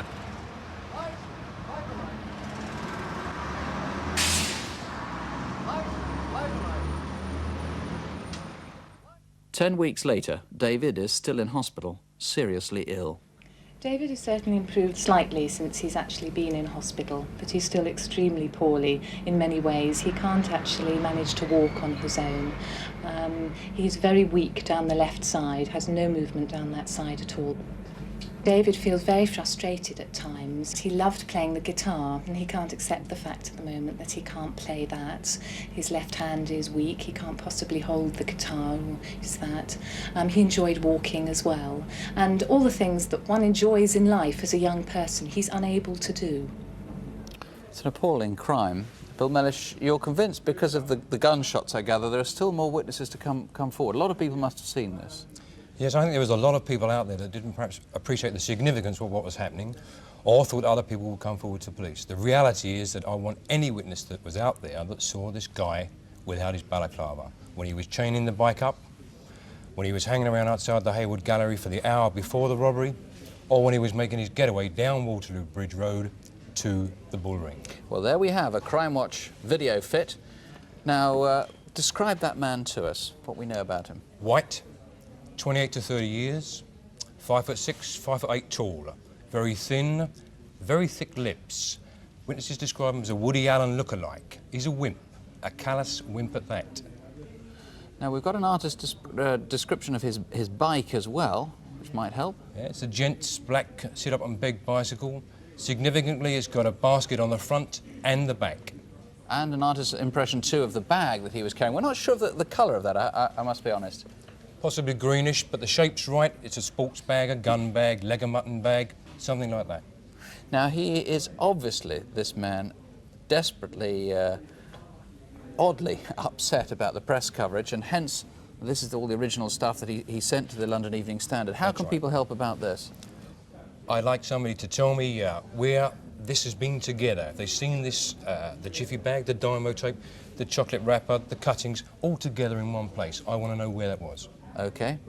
Frequently on this programme, surprisingly frequently, people with quite long criminal records and certain criminal associations ring up and say, I'm just not prepared to tolerate that sort of crime, that level of violence. Do you expect that might happen in this case? I honestly believe there's family, friends or associates out there that know this guy, know the identity of this guy. What I say is the next time he goes out with a loaded repeater shotgun, he's going to kill someone. I'd like to know who he is. I'd like them to give him up. There's a substantial reward, up to £15,000, being offered for his arrest and conviction. I'd like that information, please. All right, well, here's the number. Straight here to the studio, 018118055. If you prefer, you can call the incident room on this case direct. That's another London number, 012302061. That's 012302061. And our first full reconstruction tonight is the armed hijack of a security van as it made a routine delivery to a bank in Shipley in West Yorkshire. One of the security guards was so badly shaken that he still hasn't been able to return to work. The robbery took place on Wednesday the 5th of July, but the clues that could solve this case might come from viewers who remember seeing 2 stolen vehicles which had been taken from Essex 2 weeks before that. Before we see the reconstruction, I should point out that the Group 4 security van which was hijacked has since been modified. This robbery wouldn't have been possible on one of the modern vans. Our film begins near Shipley in Bradford towards the end of June. People living in Myers Lane in Bradford noticed 2 cars they hadn't seen before in the local car park. The most distinctive was a blue top-of-the-range Mitsubishi Shogun. The other was a pale metallic green Ford Granada Scorpio. It looks like that blue Shogun again, Barbara. Between the 29th of June and the 5th of July, the 2 cars came and went nearly every day. Each evening they returned to the car park. But the question is, where did they go during the daytime? Few of the residents actually saw the cars arrive or leave, and it seems whoever was using them was making an early start to the day's activities. At about 7 o'clock in the morning on Friday the 30th of June, at a school just down the road from the car park, van driver Ken Cowell had just finished delivering the children's lunches for that day.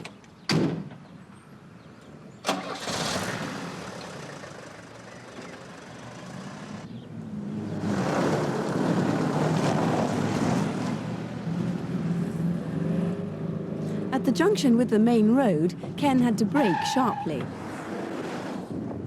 Ken remembers the driver was a blonde, rather attractive woman.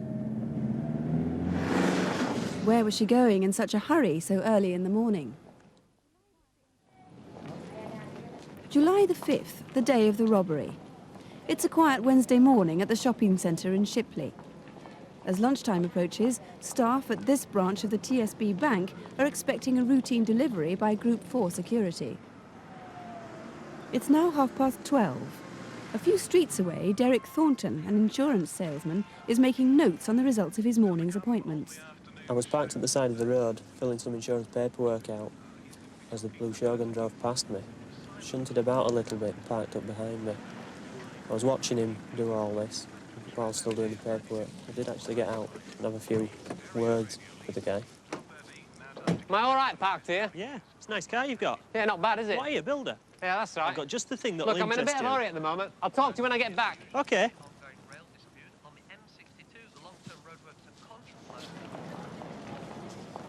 By 1:30, the town centre is busy with lunchtime shoppers.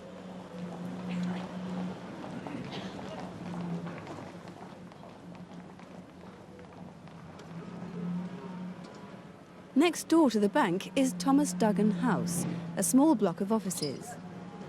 The robber used the foyer there to wait and watch while the delivery took place.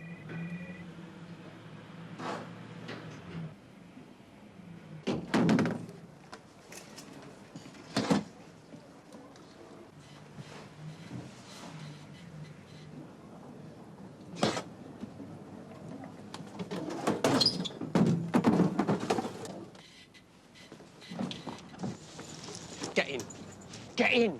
Screened as they were by the van, no one nearby saw what was happening. Now you, drive. Switch that off or I'll shoot him. Now drive. Where are we going? Just shut up and I'll tell you where to go. Left at the bottom.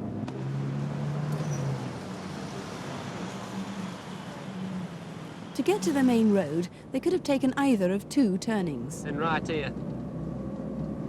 First right, first right. They actually took the longer route, and police believe the robber had done some research, because while the other road is shorter, it's also narrower, and they'd have run the risk of having to stop if something came the other way.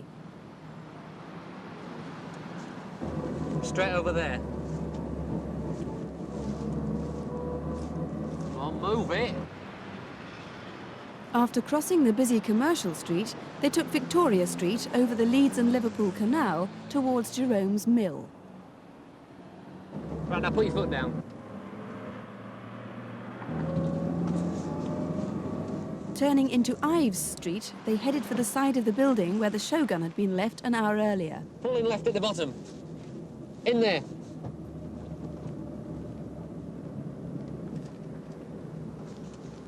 Okay, you, out.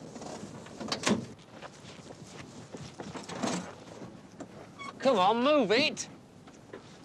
Now get your mate to send the money out. Barry, throw the money out. Quickly, come on. Barry.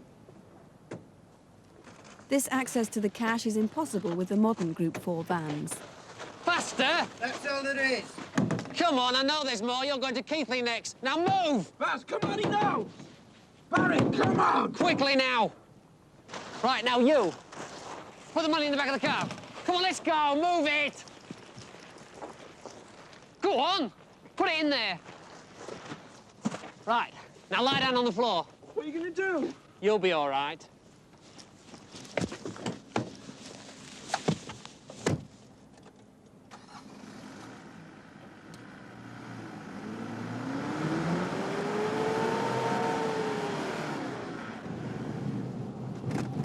A motorist saw the man taking off his mask just before turning into Otley Road.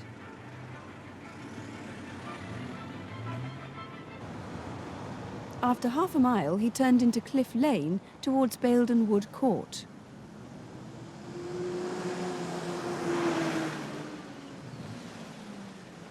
Police believe there was an accomplice waiting in the Scorpio, but they've not yet had a positive description.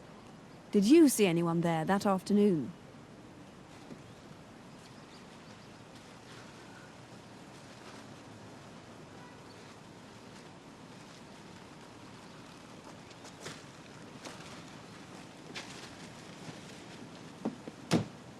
From Cliff Lane, the Scorpio must have gone back to Otley Road and then on to the town of Guiseley, about 4.5 miles north of Shipley.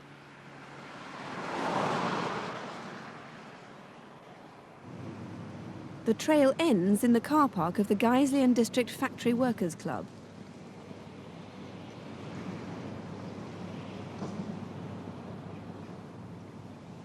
Across the road is The Drop, a popular local pub.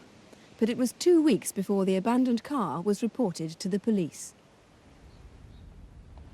Well, Detective Inspector Chris Wilson is in charge of this case. Now, as I said at the start of the film, the important clues in this case might come from viewers who saw either of those two distinctive cars in the last week in June or the first week in July. Where exactly, to start with, were those cars stolen from? Well, the Mitsubishi Shogun was stolen on the evening or the night of the 20th of June, Tuesday 20th of June, at a garage in Boreham near Chelmsford in Essex, Osborne's Garage. This vehicle appeared at Myers Lane about Sunday the 25th of June. The Scorpio, Granada Scorpio, was stolen on the night of Tuesday the 27th of June from a garage called Quest Motors in Braintree in Essex. And again, this vehicle appeared in Bradford within 1 or 2 days. So two vehicles stolen from Essex, both appeared in Bradford before or by the 29th of June. So where was the Shogun, do you think, in the 5 days between it being stolen in Essex and turning up in Bradford? Well, that's what I'm trying to find out. Obviously, it's been parked somewhere, it's been hidden somewhere, or it's been moved somewhere. It's surprising, do you think, that the number plates weren't changed, especially as the Shogun is such a distinctive car? Well, both the Shogun and the Granada Scorpio are distinctive cars. Both vehicles, while they were parked in Myers Lane and also on the day of the robbery, were still bearing their original registration plates. Now, when those cars drove out of Myers Lane car park every day, where were they going, do you think? Well, as far as the Shogun's concerned, We have several sightings of the Shogun down in Ives Street in Shipley, where the transfer of the money from the security van took place. The vehicle was obviously been used to rehearse the planned robbery. They came back each night and parked up in Myers Lane at night time. My question will be, the people who were using those vehicles during the day, where were they staying during each night? So they were in Bradford for over a week, planning that robbery every single day? I am quite satisfied this robbery is well and truly planned, using the vehicles during the daytime, parking it up at night time. The question again is, where were the people staying at night time? And several people saw the man, didn't they? Our video fit is apparently a very good likeness, so could we have the description of him? The description of the man involved in this incident is a man between 30 and 40 years of age. He's 5'8" to 5'10" tall, medium build. Some people have described him as muscular. He's got dark brown hair. Some people call him quite good looking, and at the time of the robbery was wearing a blue body warmer. Right, so we're looking for that man and possibly his blonde associate too. Yes, we're quite satisfied that he has a blonde female associate. There's also a possibility he could have someone other helping him in this inquiry. Right, well there's a £10,000 reward in this case, so if you did see the man or his blonde associate or either of those two vehicles, or if there's anything you can add, please ring us here in the studio on 01811 8055. That's 01811 8055. Other members of Detective Inspector Wilson's team are standing by at the Shipley incident room, and the number there is 0274 373 444. That's 0274, the code for Shipley, 373 444. Now to two events that at first seemed wholly unconnected, but as the story unfolds, a link emerges which adds a particularly serious dimension to what turned out in any case to be a worrying crime. The common factor is a stolen car, a Ford Sierra 4x4, which had been taken from Carlisle in April. In the reconstruction that follows, two key witnesses recount what happened. One is a retired policeman who lives in Newcastle upon Tyne. The other is a householder, Jean Watson, who lives 20 miles away in Ovingham. It's 10 p.m, Friday, the 5th of May. I was watching the news, then the doorbell rang. Normally I wouldn't answer it, but it rang repeatedly, so I thought it was the lady next door. And this young chap was standing on the path. There's been a burglary at number 48. Can you come? No, there is no 48. There is. It's just round the corner. No, go for the police. You must come. It's in the right mess. I can't come. I'll phone the police from here. So I came in, dialed 999. Nothing happened. And that was when I sort of panicked. So I came upstairs and looked out of the bedroom window, and he was still standing on the path. How long he stood there, I can't remember. And then this other figure appeared, ran in front of him from round the other side of the porch.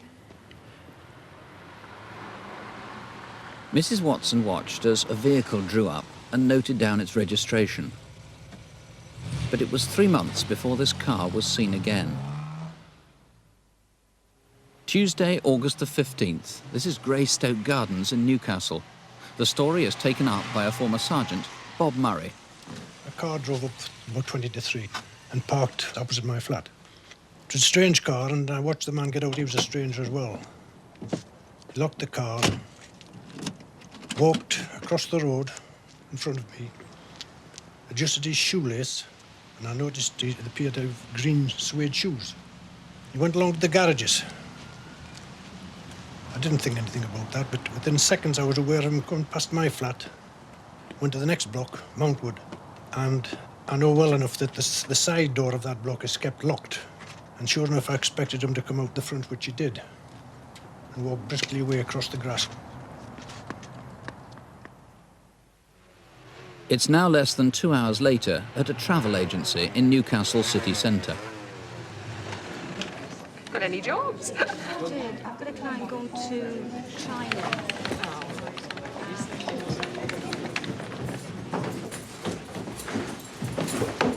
Hang on. Get him! Right, go for it! Get down! Get down! Get down on the floor! Get down!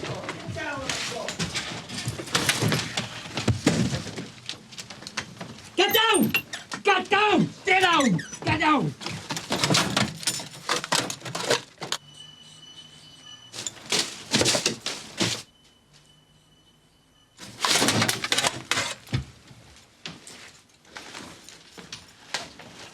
Get the bag, get the bag! Come on, let's get out.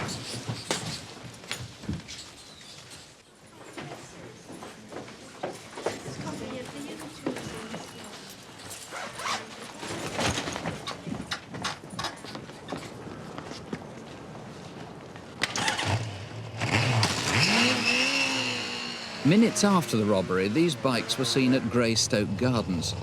The most direct route would have been down John Dobson Street, into St Mary's Place, and onto Sandyford Road. At some point, somewhere on the journey, they dropped off the pillion passenger and the money.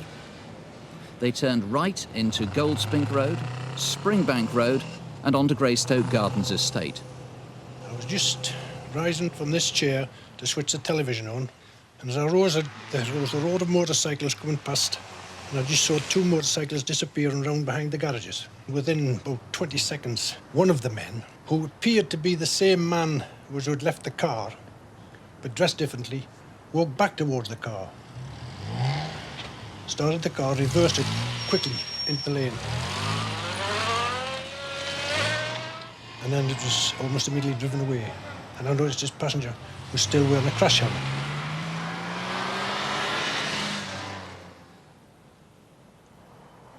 Just before 6 o'clock, I saw a young man walking up towards the garages. He walked out of my sight for a few seconds and came back again. At 6:30, I saw the same young man going along towards the garages again. On this occasion, he was carrying a black crash helmet. And within 10, 15 seconds, he drove away on the larger of the motorbikes. And just turned 10 to 7.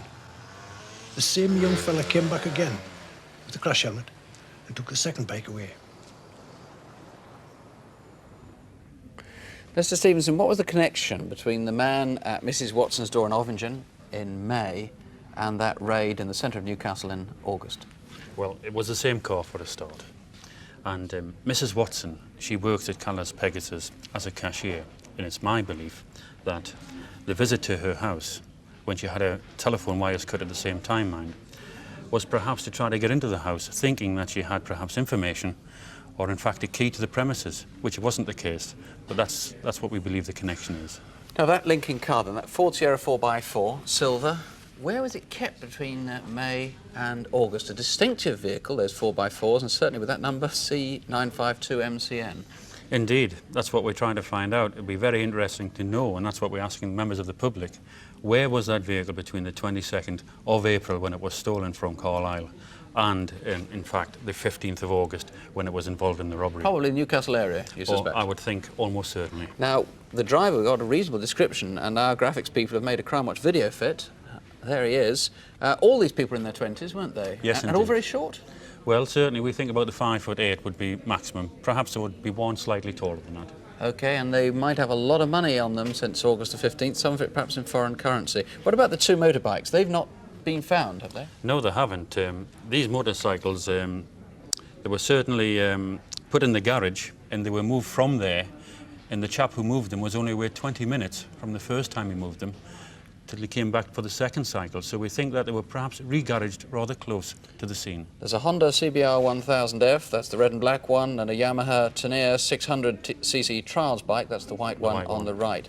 Yes, and indeed. these were abandoned during the robbery. You might have heard the robber say, get the bags, get the bags. That's They obviously right. wanted to get these back. That's right. They were very anxious to get the bags back. And these were actually abandoned at Callas Pegasus. Now this one's a Carlton, this blue one, that grey one, and it's quite a big one, It's is a regatta. Yes, indeed. Of course, somebody might recognise these. Yes, they're Have rather them stolen large. from them or We're sold hoping them. that whoever perhaps used to own these bags will get in touch with us, and perhaps that will lead us to who we're looking for. OK. Potentially a lot of violence in that raid. Here's the number if you can help, 01811 8055, or you can call the incident room in Newcastle. That's 091 222 1777. Please ask for the Serious Crimes Incident Room. That's 091, the code for Newcastle, 222 1777. No rare coins in that collection, but our next reconstruction is the extraordinary case of the abduction and robbery of a prominent international coin dealer. The theft had been carefully planned, but 3 men were spotted acting suspiciously on the morning it happened. Actors play the parts of the thieves, the victim and the witnesses in our film, which starts at Piccadilly in London. Ronald Gillio is an internationally known coin dealer. He'd come to England from California for a week of meetings and to go to some of the most prestigious coin exhibitions. At around midday on Saturday, October the 14th, he checked out of the Cavendish Hotel in Jermyn Street. He had just one more exhibition to visit before leaving the country. He was going to Coinex, a coin fair held every year at a hotel on the corner of Duke Street and Grosvenor Square in Mayfair. Good morning, sir. Morning. Are you checking in? No, I'm going to the coin fair. Can you arrange to have my bag stored till I'm ready to leave? Certainly, sir. Thank you. Right. There, Yeah, it's just 7.5. 1684. What do they want for this? £4.5 pounds. Outside the hotel that morning, a witness remembers seeing a blue Ford Orion with 3 men sitting in it. A taxi driver who works in that area saw the Orion several times during the morning. He's sure it was parked there when he started work at 7:30.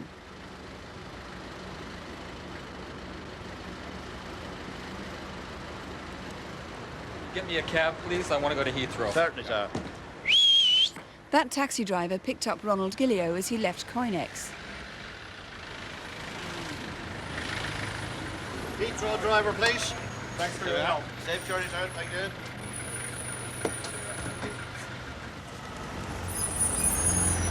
Which terminal do you want to go to? Either one or two. I'm going to Switzerland. But can we call in at Terminal 4? Because I want to leave my large suitcase at the British Airways desk. No problem. I'll wait while you check your luggage in. Great. Ronald Gillio had made arrangements earlier that week to fly to Switzerland before going back to California.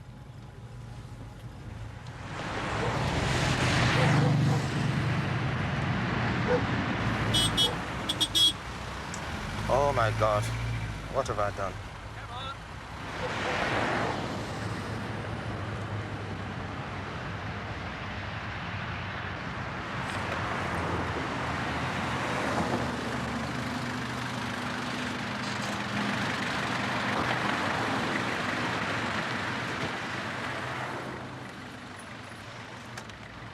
Police, will you remain in the taxi, please?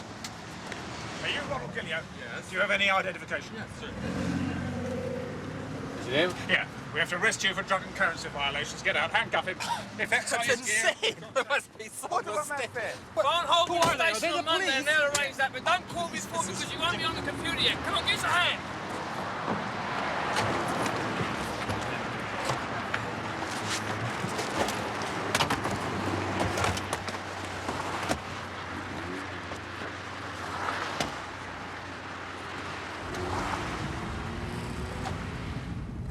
Being a visitor to the country, Ronald has no idea where he was taken, but he was driven around for nearly an hour. The men told him they were taking him to a North London police station to continue their inquiries, but as time went on, he became increasingly concerned.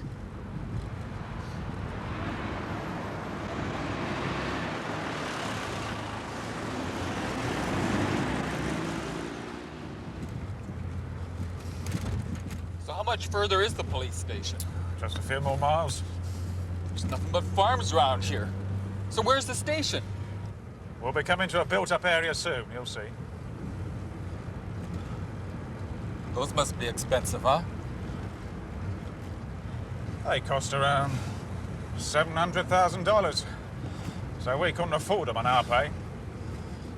We've been driving for long enough now. We should be at the station from what you told me. What are we doing here?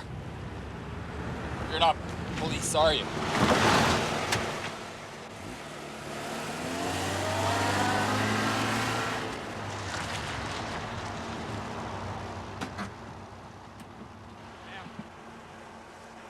Turn around. Turn around! Stand there and stay there and you won't have a hole in the back of your head. Ronald Gillio was left beside a field in Arkley near Barnet. The bogus policeman drove away with £50,000 worth of antique coins.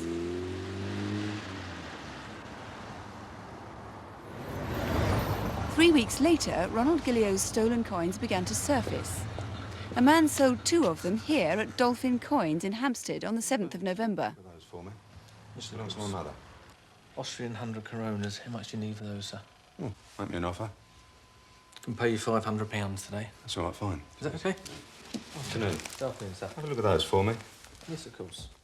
Then the next day, on the 8th of November, the same man returned with some rare Japanese coins, which police are certain were in Ronald Gillio's collection. The man promised to fax details of more from his home in Brussels. For these coins here, I can pay you £400, sir. That's fine. Okay? Okay. Thanks a lot. Okay. All the best. Thank you very much. Bye-bye. Goodbye. Well, Detective Inspector Steve Hagger is in charge of this investigation. Now, incidents where criminals pose as policemen are not uncommon, but what should have been the giveaways in that case? Well, real police officers would not have handcuffed a person in these circumstances or referred to drug violations. So I think this arrest was tailor-made for Mr. Gillio, an American citizen. Yes, it was a very American sort of term, wasn't it, violation? Yes. Also, they told the cab driver to go to Holborn Police Station to collect his fare, and this isn't normal police practice. So what's your advice then to anyone in the unlikely event that they are stopped by bogus policemen or they have doubts about who they're being stopped by? Well, if you're unhappy with the identity of any official, try to verify it in some way and perhaps get uniform officers there. In the last resort, to stay locked in your car and tell the officials that you're going to go to a police station, and in fact do that, drive to a police station. And the police, they won't penalise you for that? No, they'll understand. Right. Now, the witnesses have given us descriptions of 3 men altogether. The first 2 are of men who were seen sitting in that blue Ford Orion on the morning outside the hotel of the Coinex exhibition. What do they look like? Yes, this first man, the one with the moustache, was called George by the accomplices. He is about 30 to 35 years old, 5'6" to 5'8", and has wavy curly hair, as you see there. And the driver is the next one? The driver is older. He's about 40, 45, 6 foot tall, and we think he's the leader of the men. What about the man who was 3 weeks later went to sell some of those stolen coins? Well, yes, we really need to speak to him. He may, of course, be a genuine buyer who's just selling the coins on. But here he is. He's 40 to 45, which is perhaps older than that photo fit makes him look. He's 5'10" and stocky build. Right. Have any more of the coins turned up? No more have turned up. There's about 100 still outstanding. One of them alone is worth £10,000, this coin here. Right. 1227. And several others of lesser value? Yes, there's still, I say, over 100 coins, American gold coins and early Japanese coins, which have been circulated to coin dealers. Right. They have the list. That one there is worth about £400, I believe. That's right. Right. The blue Ford Orion car, do you have any information on that, where it came from? We don't know anything about that. Witnesses say that it has an F registration, and we urgently need to speak to people who either saw it in Duke Street on the morning of the 14th of October, or on the M4 at Junction 3 where it was stopped, or in fact I think it could be a hired car. So anybody who's hired a blue Ford Orion to the men you've seen in the photo fit, we urgently need to hear from them. Right. And finally, the men drove off with Mr. Gillio's luggage in the boot. Has that turned up yet? No, none of his possessions have turned up, and his suitcase is very distinctive. It's a Louis Vuitton style suitcase with a very distinctive pattern. Also, his credit cards and passports are still missing. If anyone's found them, please ring. Right. Mr. Hagger, thank you very much. If you have found any of that, if you can help in any way, these are the numbers to phone: 01811 8055, direct to the studio. D.I. Hagger and some of his colleagues will be waiting here for your call. Or you can phone Barnet Police Station in London direct on 01200 2212. That's 01200 2212. Now, in recent months on Crimewatch, we've seen the remarkable effectiveness of an anti-bandit measure used by several security firms. It's a cash container that, if it's stolen, automatically activates an internal smoke device. Red dye billows out of the container, which marks anyone who handles it. What's more, it renders valueless any money that's inside.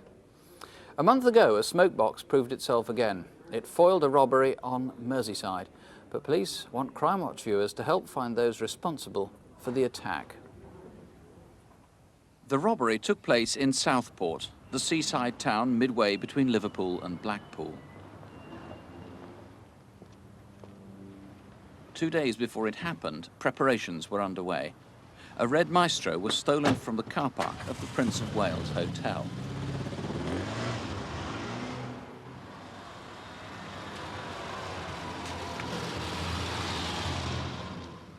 The next day, some 30 miles away in Manchester, a Montego was taken from the Tesco car park at Walkden. It's Saturday, October the 14th, at the Molescop trading estate back in Southport.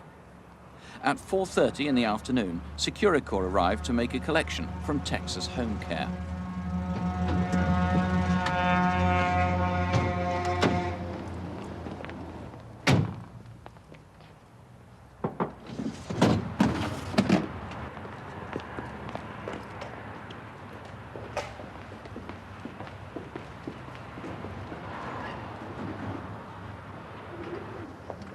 A witness remembers two men wearing what appear to be false beards and holding a lady's umbrella.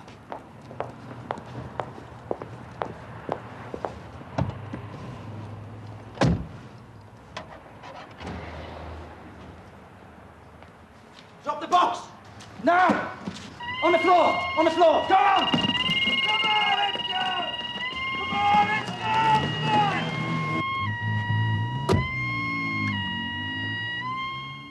A witness alerted the police as the gunman left the scene. Within seconds, the smoke box activated.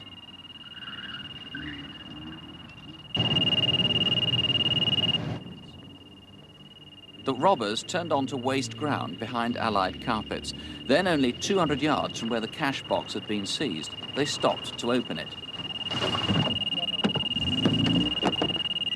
Come on! All right, come on! It took them several minutes to hack it open, and though they eventually reached the money, it was drenched in indelible red dye. As they made off, they turned through a gap that had been blocked 2 days before. Someone had removed a large and heavy boulder. The Montego was later found abandoned in Wennington Road. Did you see the robbers at about 5 p.m? The other car, the stolen Maestro, was found on Wright Street, close to Southport Station. Maybe it was used as a second getaway car. It bore false number plates that had been made up in Manchester. Could you do me a vehicle check, please? It's Bravo 779, Tango Uniform Bravo. Over. 9 months earlier, on Friday, the 21st of January, there'd been a similar raid at W.H. Smith's Do-It-All in Derby Street. Here too, robbers used disguises.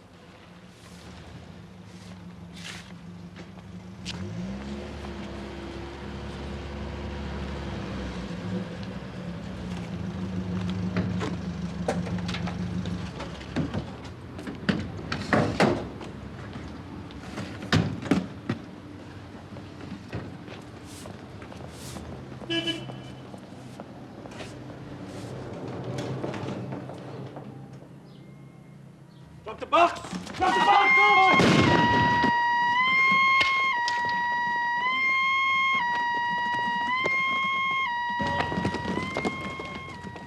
They fled in a white Mark IV Cortina, which had been stolen that afternoon from outside Ormskirk swimming baths. This time the container was empty and wasn't activated.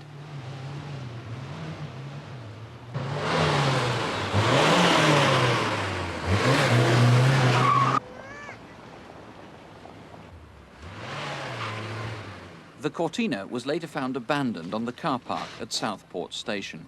3 men were seen running away.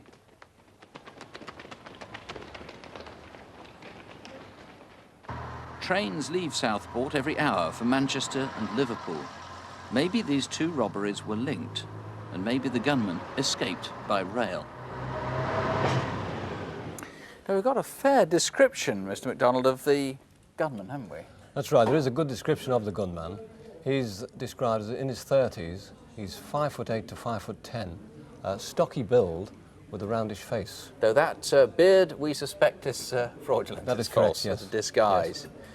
There are 3 in the gang. You think one was staying in the car all the time? That's right, one remained with the vehicle all the time, the other 2 men got out and the gunman committed the offence. Now that blue Montego, the one that was stolen from the Tesco in Walkton, how can people help trace the gang through that car? Yes, the vehicle was stolen from Manchester and left in its place was a dark brown Triumph Toledo, and it is possible that the driver of that vehicle may well have seen the men stealing the getaway car and were anxious to trace this man. Okay, so if you parked a brown Toledo in the Tesco Walkton car park on Friday the 13th, just after lunchtime, wasn't it? 2:15? That's correct, 2:15 on the Friday. Sometime after that, please do call us. It was abandoned, as we saw on that road at sort of bollards. Presumably the idea was they would swap cars and stop a police chase continuing. That's correct, and it is believed that they then jumped into another vehicle, a red Maestro. That vehicle was driven into the town centre and later found abandoned in Wright Street, which is very near the railway station. Now, as we showed with that car, it was stolen from a hotel on Thursday, so somewhere it was held for 2 days. That's correct, yes. The number plates When were it was changed, weren't found, yes, it was found with false plates on it. What were the real plates first? The real number of the vehicle was C325 XYG. C325 XYG, that's the real one, and they changed it to this? To B779 TUB. That's correct. Those plates were made up in Manchester area. Right. What do you think of this gang, Mr. McDonald? Well, they're obviously very dangerous. Someone out there knows who these people are apart from themselves. They showed no regard for the people. They fired a gun in the first instance, which was discharged, and there were many people around at the time, including children. Okay, well, if you think you can help in any way, please call us 018118055, or you can try the incident room in Southport on 051 708 8772. 051, the code for Liverpool, 708 8772.